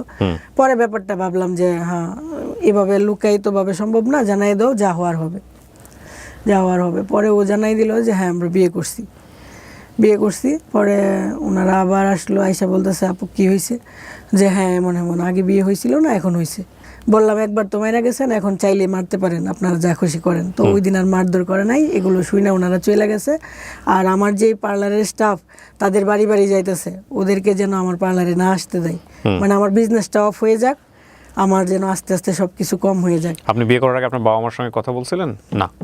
না, পরবর্তীতে আপনার কি পরিবারের সাথে সম্পর্ক ছিল, আমার নাকি আপনি একাই থাকতেন ওই সময়টাতে? না, পরিবারের সম্পর্ক, আমি তো পরিবারে আসতেছি যাইতেছি, সবকিছু তাহলে ঠিকঠাক আছে। পরিবারের বাবা মা ভাই বোন কাউকে জানাননি আপনার এই বিয়ের ব্যাপারে? হ্যাঁ জানে বিয়ের আগে জানতেন? হ্যাঁ, ওনারা বারবার বলতেছে যে বিয়ে করিস না, সবাই বলতেছে যে করিস না, কিন্তু আমার মাথায় ভূত চাপছে যে আমাকে মারলো কেন। ওকে ফাইন, তারপর? এটার জন্য যাক, পরবর্তীতে ওনারা তো বলতেছে কেন করলি, বা করলে তো এইটা দরকার নাই, বা অনেক কিছু। তারপর আমি করছি, করার পরে উনি সবসময় আমার কাছে আসতেছে, এখানে যাইতেছে ওইখানে যাইতেছে, মানে আমার কাছে আসতেছে ওইখানে যাইতেছে, বা আমি ওইরকমভাবে দিতেছি যাতে গুনাহ না হয়, আল্লাহ যেন না বলতে পারে যে তুমি একা কেন সব কিছু নিচ্ছ। আমার কাছে 7 দিন বা ওর কাছে 7 দিন, এভাবে আসা যাওয়া করতেছে, সবাই জানতেছে। আর ওর ওয়াইফের হাতেও তখন হয়তো বা আর সুযোগ নাই, যেহেতু ও এরকম একটা প্রতারণা করার পরেও আমাকে বিয়ে করছে। হ্যাঁ, তখন ওর ওয়াইফ হয়তো ভাবতেছে হ্যাঁ আস্তে আস্তে পরে যেভাবে হোক সরামনে, ওরা এটা মাইনা নিতেছে, আমার কাছে আসতেছে, ওইখানে যাইতেছে, সবাই দেখতেছে, জানতেছে, সব কিছু নর্মাল, এটা নিয়ে আর কোনো বাড়াবাড়ি হচ্ছে না। একদিন হঠাৎ করে অ্যাক্সিডেন্ট হয়ে গেল, উনি যে গাড়ি চালাইতো, গাড়িটা উল্টায় পড়ে ওনার হয়ে গেল। হওয়ার পরে ওনার রাত্রে 11টার সময়, হ্যাঁ যেহেতু প্রেম করে বিয়ে করছি, ওনার প্রতি তো আলাদা একটা টান আছে, আমার খুব খারাপ লাগতেছে যে ওনারা না দেখে আমি কেমনে থাকবো। আজকে উনি অ্যাক্সিডেন্ট হয়েছে, ওনারা দেখতে গেছি, উনি বলছিল যে তুমি ওই যে কি একটা চাউমিন নাকি কি নামটা, ও রান্না করার জন্য খুব পছন্দ করতো। আমি রান্না কইরা রাইখা জাস্ট ফোন দিছি যে আমি রান্না করছি, তুমি আসো তাড়াতাড়ি। এমনি শুনি অ্যাক্সিডেন্ট। ওই জায়গায় থেকে ওই খাবারটার দিকে তাকাই আমার খারাপ লাগতেছে। যাক, ওই খাবারটা নিয়ে আমি রাত্রে 11টার সময় ওদের বাড়িতে গেলাম, ও অসুস্থ, ওকে দেখার জন্য। রাত্রে 11টার সময় ওদের এলাকার কেউ সজাগ না, জাস্ট ওর ওয়াইফ, ওর আব্বা আম্মা, মানে ওদের ফ্যামিলির, যেহেতু ও অসুস্থ, হাসপাতাল থেকে বাড়িতে গেছে। যাওয়ার পরে ওনার ওয়াইফ মানে আমাকে দেখার পরে একটু রাগারাগি করতেছে, পুরো এলাকার মানুষের সজাগ বানাই ফেলছে। পুরো এলাকার মানুষরা এসে আমাকে অনেক গালাগালি করতেছে, যে মানে অনেক বাজেভাবে গালাগালি যা পারে। তারপরে আমি ওনাকে খাবারটা দিয়ে চলে আসছি যে আমি তোমার জন্য রান্না করছিলাম, তুমি যদি না খাও আমার খারাপ লাগবে, তুমি খায় নিও। তো কান্না টান্না করে চলে আসছি। তো আইসা আবার পার্লারেই ঘুমাইলাম, থাকলাম। তো এর ভিতরে উনি কি হইলো, উনি কিন্তু আমাকে কোনো বাসা করে দেয় নাই, আমরা ওই যে পার্লারেই থাকতাম। আমার পার্লারে উনি একবার থেকে অভ্যাস হয়ে গেছে, ওনার কাছে মনে হলো যে আর টাকা খরচ করার দরকার নাই। উনি আমাকে কোনো হাঁড়ি পাতিল কিনা দেয় নাই, কোনো গ্যাসের চুলা কিনা দেয় নাই, শীত আসছে কম্বলও না। মানে ওনার কাছে চাইলে বলতেছে আমি তো তোমার টাকা পয়সা দিতে পারি না, সব ইনকামের টাকা তো বাড়ির চলে যায়, কারণ বাড়ির থেকে বলা হইতেছে যে টাকা যেন ওর হাতে একটা টাকাও না দেয়। আমার হাতে কোনো টাকা দেয় না, জাস্ট সিগারেটের জন্য টাকা দেয়, কারণ আমি তোমাকে কিভাবে দিব, এভাবে বলতেছে। যাক, আমিও বিশ্বাস করতাম, আমার ইনকামের টাকা দিয়ে চলতাম ফিরতাম এভাবে। একটা সময় যখন নাকি নভেম্বর ডিসেম্বর আসলো, শীতকালে ওর আলাদা একটা ইনকাম হয়, যে ডেকোরেশনের কাজের, তো ওই যে ওয়াজ মাহফিল হয় না, ওয়াজ মাহফিলের রাত্রের বেলা যখন ওয়াজ হয় তখন আলাদা একটা ইনকাম হয়। ওই যে ইনকাম হয়, ওই টাকাটা কিন্তু ওর বাড়িতে যাচ্ছে না, ওইটা ওর হাতে আসছে। এরপরেও যখন ও আমাকে টাকা না দিচ্ছে বা কিছু দিচ্ছে না, তখন আমার কিছুটা সন্দেহ হলো যে ব্যাপার কি। অথচ মুখ দিয়ে আপনি যেরকম ওই যে শরৎচন্দ্র চট্টোপাধ্যায়ের কথা বলতেছেন না, এত আদর করে, এত আদর, যা বুঝার উপায় নাই যে ও আসলে ওইরকম কিনা, খুব আদর করে। আমরা খুব হ্যাপি, বোঝা যাইতেছে, সবাই দেখতেছে আমরা খুব হ্যাপি। তখন থেকে বলতেছি না, আমি আর সংসারটা করব না, বা আমার যে 5 লাখ টাকার কামিন আমি এটাও চাই না, আমি নিজে থেকে সইরা যাবো। এটা বলা মাত্রই মানে মারধরের একটা লিমিট ছাড়া মারধর। আমার এই গাল দুইটা মনে হয় আজকে 5 মাস যাবৎ মায়ের খাইতে খাইতে মানে অবস্থা খুব খারাপ, প্রচুর মারধর করে।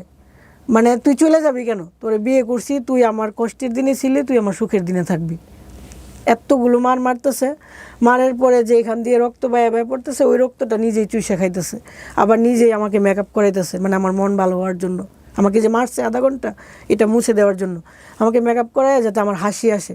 হাসি টাসি আসার পর এই তো হাসি দিছে, আরে বোঝার উপায় নেই, মানে মারতেছে আবার আদর করতেছে, এভাবে দিন কাটতেছে।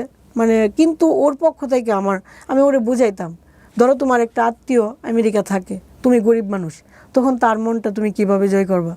হয়তো তার জন্য কিছু শাকসবজি নিয়ে যাইবা, দেশি একটা মুরগি নিয়ে যাবা, এটাই তো। তুমি আমাকে তেমন কিছু দেওয়া লাগতো না, জাস্ট একদিন 100 টাকা আইনা বলবা, নেও তোমার গরিব জামাইয়ের 100 টাকা রাখো, তাহলে আমি খুশি হমু। কিন্তু এটাও কোনো দিন দেয় না। তখন আমার ব্যাপারটা অদ্ভুত লাগতেছে, কেন দেয় না? তার মানে কি সে চাইতেছে ওরে আস্তে আস্তে অত্যাচার করবো, ওর চলে যাবে, এরকমই তো।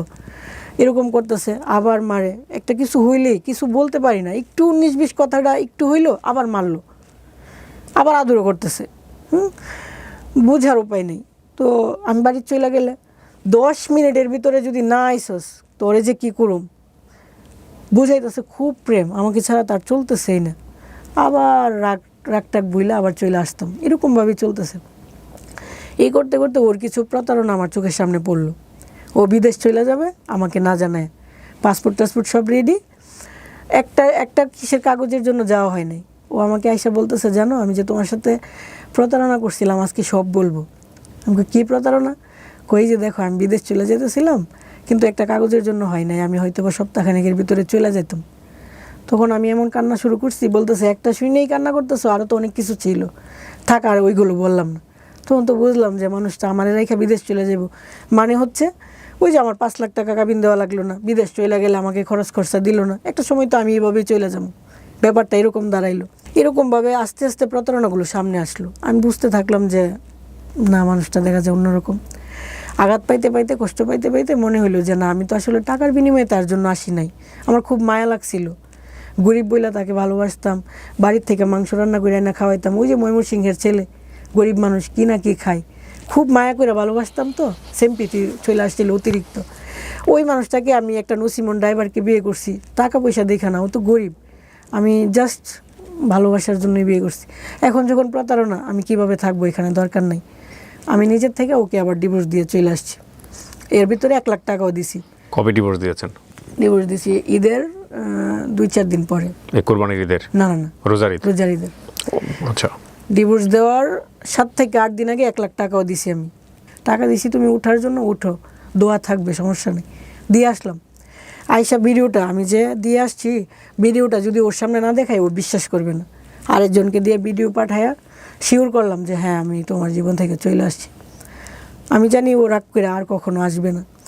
সাথে সাথে আমি মাগরিবের সময় ডিভোর্স দিয়ে চলে আসছি, ও রাত 8টার সময় আমার বাড়ির সামনে দাঁড়ানো, ফোন দিতেছে ঘর থেকে বাইরো, তুই কাপড় নিয়ে বাইরো, তুই দিয়ে ফোর্স দিয়ে কী হয়েছে, বেডি মানুষ দিলে কিচ্ছু হয় না, আমি তো আর দিছি না, বাইরেও কইছি। আমি আরে কী বলেন এগুলো, ফোন রাখেন। ফোন আর ধরতেছি না, টুস করে ঘরের ভিতর ঢুকে গেছে। আমার বোন এখানে বসা, আম্মা বসা, আম্মা আব্বার সাথে ঝগড়া করে, আব্বা নাই, আম্মার সাথে আমার বোনের সাথে ঝগড়া টগড়া করে, এই আপনার মেয়েরে কি আমি দিছি? হ্যাঁ, আপনার মেয়ে ডিভোর্স দিয়ে পড়ছে, আমি আপনার মেয়েরে নিতে আসছি। বুঝাইতেছে খুব ভালোবাসা। আমার আব্বা আমার মাও ভাবতেছে হ্যাঁ, ছেলেটা যেহেতু এত কিছুর পরে আসছে, তার মানে মনে হয় সংসার করার জন্যই আসছে। ও আমাকে বললো আগামী শুক্রবারে আমরা বিয়ে করবো। 2-3 দিন পরেই শুক্রবারে বললাম আজকে না, বলে মূল্য আনবেন, বলতেছে আজকে তো টায়ার্ড, আচ্ছা অন্যদিন। তখন মনে হইলো কি যে প্রতারণা করতেছে মনে হয়। আচ্ছা ঠিক আছে, একটা মূল্যায়ন না, যদি আবার 2 কথা বলি, তার মানেই যে আমার লাইফটা সেটেল হয়ে যাবে তা তো না। ঠিক আছে, আর কয়দিন দেখি। আর কয়দিন দেখতে দেখতে মনে হইতেছে কি না, এমনই ও চেঞ্জ হবে না। তুই যে আমার কষ্ট দিয়ে চলে গেছিলি, ওই কষ্টটা আবার তোকে আমি দিমু, এই জন্য তোকে ফেরত আনছি। আবার চলে গেছি যে না ঠিক আছে, ওকে কষ্ট দিছ তো, হ্যাঁ আমি কষ্ট পাইছি। আবার বলতেছে তোর এত বড় সাহস, আমি তো এগুলো বলি তোর মন পরীক্ষা করার জন্য। মানে কি বলবো ভাই, এত মার ধর, এত কিছু। তারপরে এভাবে চলতেছে এই যে আজকে 2 মাস, হ্যাঁ, বিয়ে ডিভোর্সের পরে ওর সাথে থাকতেছি। অনেক অন্যায় এটা, লোকে সবাই শুনতেছে, জানতেছে, আমাকে নোংরা কথা বলবে, কিন্তু আমি সেকেন্ড চান্স নেওয়ার চেষ্টা করছি। যেহেতু আমাকে বুঝাইছে, আমি তোকে একটা সুযোগ দিচ্ছি। আজ অব্দি না, 1 বছরের ভিতরে আমাকে একটা জামাও কিনে দেয় না। শুনেন, আপনি একটা কথা বলি, মানে ওভারলোড হয়ে যাচ্ছে আমরা আসলে। আপনার বর্তমান বয়স আপনি কত বলেছেন? 30 প্লাস। 30 প্লাসের মানুষের জীবনে এগুলো ভুল, এটা অন্যায়, এটা ক্রাইম। আপনি যেগুলো বলতেছেন এগুলো 15, 16, 17, 18 বছরের বাচ্চার গল্প হলে ঠিক আছে, আমরা বুঝতে পারতাম যে ও টিনেজার, ও যেগুলো করতেছে সেগুলো ঠিক আছে, ওগুলোর জায়গা থেকে ওর মানসিক পরিপক্কতা আসে না, সেটা ঠিক আছে। বাট 30+ অধিকের একটা মানুষ এবং যার জীবনে যার একটা বাচ্চা আছে, সংসার আছে, তারপরে সে প্রেমের জন্য এত কিছু ভুল করে ফেলবে, এগুলো ভুল না, এগুলো ক্রাইম। আমি সরি, আমার জায়গা থেকে বিষয়টা এরকমই। আপনি ধরেন এসে গল্পটা বলে গেলেন, তো ছেলেটা আপনাকে এটা করেছে, ওটা করেছে, ওটা করেছে, এটা করেছে, ওই ছেলে যদি এখানে বলতো, ওই ছেলেও আপনার এগেইনস্টে 100টা কথা বলতে পারতো। হ্যাঁ হ্যাঁ, ঠিক ও আছে, গল্প অবশ্যই বলবে। যখন বলে এখানে কেউ অবশ্যই একজন, বলবে। গল্প যখন এখানে কেউ একজন বলে, তখন সে মনে করে যে আমি হচ্ছি পৃথিবীর সবচেয়ে ভালো মানুষ আর বাকি যারা সবাই অপরাধী। না, অবশ্যই এটা নিয়ম, তার মানে কথা আছে। গল্পের জায়গাটা থেকে এরকমই হয় বলা, কিন্তু গল্পটা কখনো এরকম না, গল্পটা দ্বিপাক্ষিক। অবশ্যই তার হ্যাঁ, কথা আছে। আর দ্বিতীয় কথা হচ্ছে যে আমি ধরে নিলাম যে যদি আপনি যা বলছেন সবই সত্য যদি হয়, তারপরেও আপনি এই যে বর্তমান যাকে বিয়ে করেছেন বা বিয়ে করে ডিভোর্স দিয়েছেন বা ডিভোর্স ছাড়া যেভাবে থাকছেন, হোয়াট এভার ইট ইজ, এই সংসারের যে ভুলটা, এই ভুলের সমস্ত ক্রেডিট আপনার। জি জি, এটা অবশ্যই আমার। তাই তাছাড়া আপনি জেনে শুনে ওর বিয়ের আগে জানতে পারছেন যে ওর বউ আছে, আপনি এই আগুনে ঝাঁপ কেন দিবেন? কারণটা হচ্ছে আপনি তার প্রতি প্রেমে পড়ে গেছেন। প্রেমে পড়তেই পারেন হয়তো বা সেখানে মন আসছে যে কারণেই হোক হয়েছে, কিন্তু প্রেমে পড়া আর বিয়ে করে জীবনের সিনেমিনি খেলা এটা এক জিনিস না। শোনেন, আমি আমার এন্টায়ার লাইফে অনেক গল্প প্রচার করেছি এই রকমের। বিষয়টা এরকম না যে আসলে কাউকে জ্ঞান দেয়া এই গল্প নিয়ে বা এরকম কোনো কিছু করা। আমাদের সংসার জীবনের অনেকেই আমরা হ্যাপি না, অনেকেই অনেক ধরনের অভিজ্ঞতার মধ্য দিয়ে যাই, বাট যারা বিভিন্ন রকম, দেখুন আজকে যে আমাদের যেই বোনটি আজকে এখানে এসছে, ওর নাম হচ্ছে সুমা। সুমা কিন্তু একটা রিয়েলাইজেশন নিয়ে এখানে এসছে যে ওনার মতো কেউ যাতে ভুলগুলো না করে, ওনার মতো ইমোশনালি যাতে ব্লাইন্ডলি কেউ এই ভুলগুলো না করে।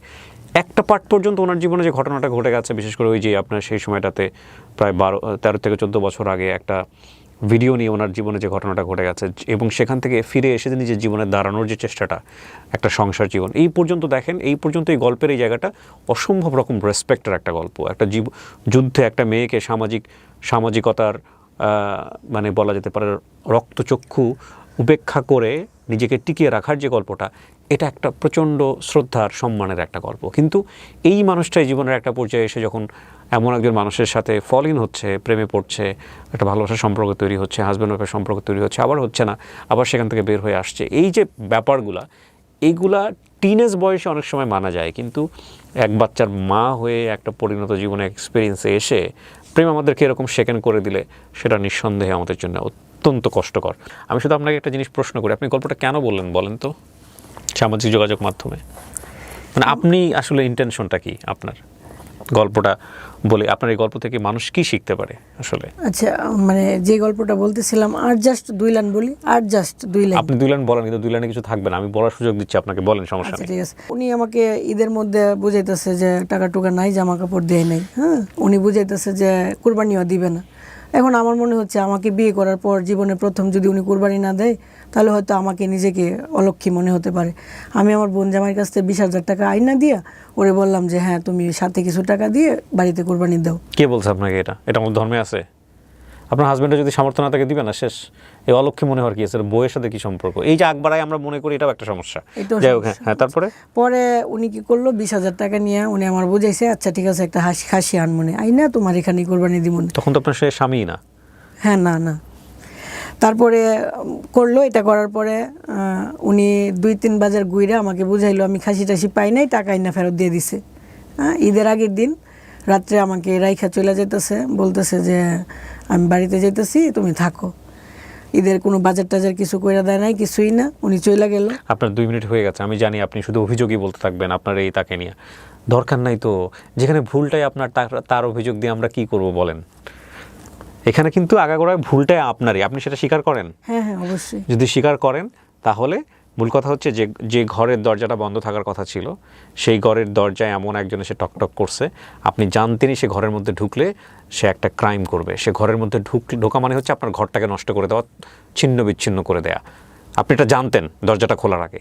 এরপর যদি আপনি দরজাটা খোলেন, সেই অপরাধটা কি আপনার না ওর? আপনি আমার জাস্ট এই প্রশ্ন পুরাটাই আমার। আপনার না? তাহলে আর ওকে অভিযোগ দিয়ে লাভটা কি? ওর বিরুদ্ধে আর বলে লাভটা কি? না না, বলে লাভ নাই, কিন্তু এটাই যে আমি যে ভুলগুলো করছি, এই যে বুকামি, এত কিছু লাইফে, এত মানে এত ধাক্কা খাওয়ার পরেও কিছু শিখতে পারি নাই, বুঝতে পারি নাই। এখন যখন আবার রাস্তা দিয়ে হাঁটবো, একটা তো ঘটনা আছে, একটা হাজবেন্ড। মানে আপনাকে একটা প্রশ্ন করি, আপনি একটা সৎ একটা উত্তর দিন, হ্যাঁ একদম মন থেকে, আমি বিশ্বাস করি আপনি সেই উত্তরটা দিবেন। আপনি ওকে ভালোবাসেন এখনো? জি ভালোবাসি। দ্যাট ইজ দ্য, মানে গল্পের যদি লেসন বলেন তাহলে এটা হচ্ছে লেসন। যে মানুষটাকে সে এখনো সে ভালোবাসে, সেই মানুষটার সম্পর্কে সেখানে বসে অভিযোগের পর অভিযোগ বলে যাচ্ছে।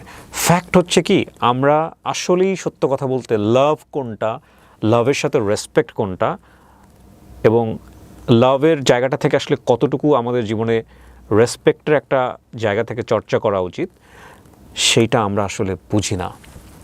আমরা আসলে কেউই বুঝি না। যে মানুষটাকে আমি লাভ করি সেই মানুষটাকে আমি কেন অসম্মান করব? অ্যান্ড উই ডু অ্যাকচুয়ালি লাভ করার পরেও করি, মানে কষ্টের জায়গা থেকে করি, অভিমানের জায়গা থেকে করি, বিভিন্নভাবে করি, হ্যাঁ বিভিন্নভাবে করি। আর দ্বিতীয় কথা হচ্ছে উনি এখনও তাকে ভালোবাসেন বলেই এগুলো করে যাচ্ছেন এইভাবে। তো আর ওই যে একটা কথা আছে না, যে কে জানি বলেছিল everything is fair in love and war, মানে এটা যেমন সত্য তেমনি এটা একটা বিধ্বংসী কথা। কারণ এই ইমোশনটা খুবই পার্টিকুলার একটা টাইমের জন্য, খুবই লিমিটেড একটা টাইমের জন্য। এই ইমোশন থেকে টুডে অর টুমোরো আপনাকে বের হইতেই হবে, এবং ইমোশনটা কাজ করবে না। কিন্তু যেই সব অন্যায় জিনিসগুলো আপনি আপনার জীবনে এই সময়টাতে করবেন এই ইমোশনের প্রেক্ষাপটে, এটার ক্ষতি আপনাকে সারাটা জীবন বয়ে বেড়াতে হবে, সারাটা জীবন, বিলিভ মি। সো প্লিজ এই সব ইমোশনে শেখান হয়ে আমরা যাতে ভুল না করি। আপনার সন্তানটা বড় হচ্ছে, আমি এই জন্য এত বছর পরে এখানে আসা, এত বছর পর ওই যে অতীতের ঘটনাটা এখানে আনা, যেখানে মাত্র কিছু সংখ্যক মানুষ জানতো, সত্য হোক মিথ্যে হোক জানতো, এখন তো সবাই জানতেছে, মিথ্যে হোক যাই হোক সবাই জানতেছে। হ্যাঁ, এত বছর পরে কেন সামনে আনলাম? এই জন্যই আনলাম যে আমি কখনো মাথা উঁচু করে দাঁড়াতে পারি নাই, কাউকে একটা কথা বলতে পারি নাই। দেখা গেছে যে ফুফাতো বাইরে শাসন করছি, বলছে ও তুমি নিজে কেমন ভালো। আঘাত পাইছি, খুব কষ্ট লাগছে যে ওই যে একটা ঘটনার জন্য কারো কাছে মানে মাথা উঁচু করে দাঁড়াতে পারি নাই। এখন হাজব্যান্ড যে মারধর করে, উনি কিন্তু এই জন্যই মারধর করছে যে তোর বাড়ির মানুষের তো কত মুখ তমুক, তোরা কেন আমি ভাত খাওয়ামো, এই ধরনের। এই যে আমার এলাকার মানুষ একটা ঘটনাকে ইস্যু করে আমার হাজব্যান্ডের সংসারটাতে আমাকে টিকতে দিল না। যাক, টিকলাম না, ঠিক আছে, আমার এখানে হয়তো ভুল আছে, কিন্তু আমার মেয়েটাও তো এরকম, আমার মেয়েটার বিয়ে হবে, হয়তো ওর হাজব্যান্ড কোনো দিন আবার বলবে তোর মা এমন করছিল। এই যে মিথ্যেটা আমি বয়ে বেড়াইছি, এটা আমার মেয়ে আবার বয়ে বেড়াবে। সম্পর্কটা যখন খারাপ হয়ে যায় দুজন মানুষের মধ্যে, তখন মানুষের এই দুর্বল জায়গাগুলো নিয়ে কথা বলতেই মানুষ পছন্দ করে। তখন আমার মেয়েটা এরকম সব আপনার হাজবেন্ড যে ভদ্রলোক যে কথা বলছেন, উনি যখন ভালো থাকে, যখন ভালো মুডে থাকে আপনার সঙ্গে, তখন আপনাকে সে সম্মান করে না, আপনাকে আদর যত্ন করে না? করে তো। অবশ্যই। ঠিক তখনই মানুষটা যখন মেজাজটা বিগড়ে যায়, তখনই সে পুরো একদম জঙ্গলি জানোয়ারের মতো হয়ে যায়, রাইট? এখন কথা হচ্ছে কি, এই দুইটা জায়গার মধ্যে ব্যালেন্স রাখাটা খুব জরুরি। আমরা সেটা করি না। আমাদের কাছে মনে হয় যে ঠিক আছে, আমাদের একটা পাত্রে আমরা খাচ্ছি, এবং এটা কিন্তু এটাও কিন্তু আমরা দেখবেন যে বায়োলজিক্যালভাবেই কেন জানি আমরা পাইছি। মজার বিষয় হচ্ছে, আমরা একটা পাত্রে খাচ্ছি এবং এই পাত্রটা যেটাতে আমরা ওই পাত্রেই দেখা গেল মানে এক ধরনের ভমিটিং করে চলে যাচ্ছে, এরকম একটা অবস্থা। আমরা ব্যালেন্স রাখতে পারি না, এবং আমরা মনে করি না যে নেক্সট এই জিনিসটা আমার প্রয়োজন। হ্যাঁ, বিশেষ করে আমি যখন ইমোশনালি একটা মানুষের প্রতি ফল করছি, তুমি ছাড়া আমার পৃথিবীতে আর কেউ নাই, তুমি ছাড়া আমার চলবে না, একদম দুনিয়া উথাল পাতাল হয়ে যাচ্ছে। আবার যখন অপছন্দের তালিকায় চলে যাচ্ছে মানুষটা, ওর চেহারার দিকে তাকাবো না। এই দুটোর মধ্যে ব্যালেন্স করাটা খুবই জরুরি, এবং ব্যালেন্স হয় না বলেই জীবন কখনো কখনো খুবই সুন্দর, কখনো কখনো মারাত্মক অসুন্দর। ওই যে আপনি তো আপনার একটা হাজব্যান্ডের সংসার করে আসছেন, যার শরীরটা পচে গেল, মারা গেল, উনি তো আপনার কাছে অসাধারণ একটা মানুষ, তাই না? অবশ্যই। সারা জীবন তাকে আপনি রেসপেক্ট করে যাবেন। প্রেম যতই থাকুক না কেন, ইমোশন যতই থাকুক, যত লাভই করেন না কেন, আপনি বিয়ের ক্ষেত্রে কখনোই ভুল সিদ্ধান্ত নেওয়া উচিত না যৌক্তিকভাবে। এটা আপনি বলবেন কি বলবেন না বলেন? জি অবশ্যই। আপনার দ্বিতীয় বিয়েটা যেটা, এটা ভালো সিদ্ধান্ত ছিল না? এটা অবশ্যই ভুল সিদ্ধান্ত ছিল। আমি এই গল্পগুলো এখানে এটা বলার কারণ হচ্ছে কি, এই যে আমি যখন আবার রাস্তা দিয়ে হাঁটবো, লোকে বলবে ও তো স্বামী সংসার করতে পারে নাই, বা 12 হাঙ্গাল নিতে। আপনি চেয়ার মানুষের মুখ বন্ধ করতে পারবেন না তো, মানুষের মুখে। এবং কেউ ফেরেশতা না, শোনেন, প্রত্যেকের জীবনেই আছে কারোটা আমরা হয়তো জানি, কারোটা আমরা জানি না।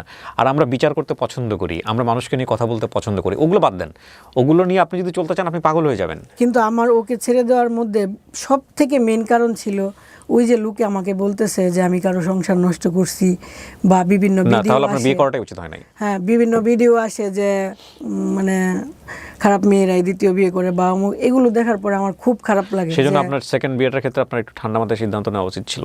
হ্যাঁ, আপনি তো স্বাবলম্বী নারী ছিলেন, ধরেন আপনার এই ভুলের জায়গাটা আমি মানতে পারতাম যদি আপনি কারোর উপর ডিপেন্ডেন্ট থাকতেন, যদি নির্ভর থাকতেন, যদি মনে হয় না ঠিক আছে বের হয়ে যাই, বাবা আমার ঘরে আছেন, বাবা মা আপনার সঙ্গে অত্যাচার করতেছে, ভালো তা তো লাগতেছে না, না যে হ্যাঁ একটা কিছু চলে গেলাম। করি। কিন্তু আপনি নিজে নিজে আয় করতেছেন, আপনি আরও 4-5টা মানুষের কাজের ব্যবস্থা করছেন, সেখানে আপনার তো এই ধরনের একটা মানে শুধুমাত্র আবেগী হয়ে, শুধুমাত্র প্রেমে পড়ে এই ধরনের ভুল করাটা উচিত হয় না।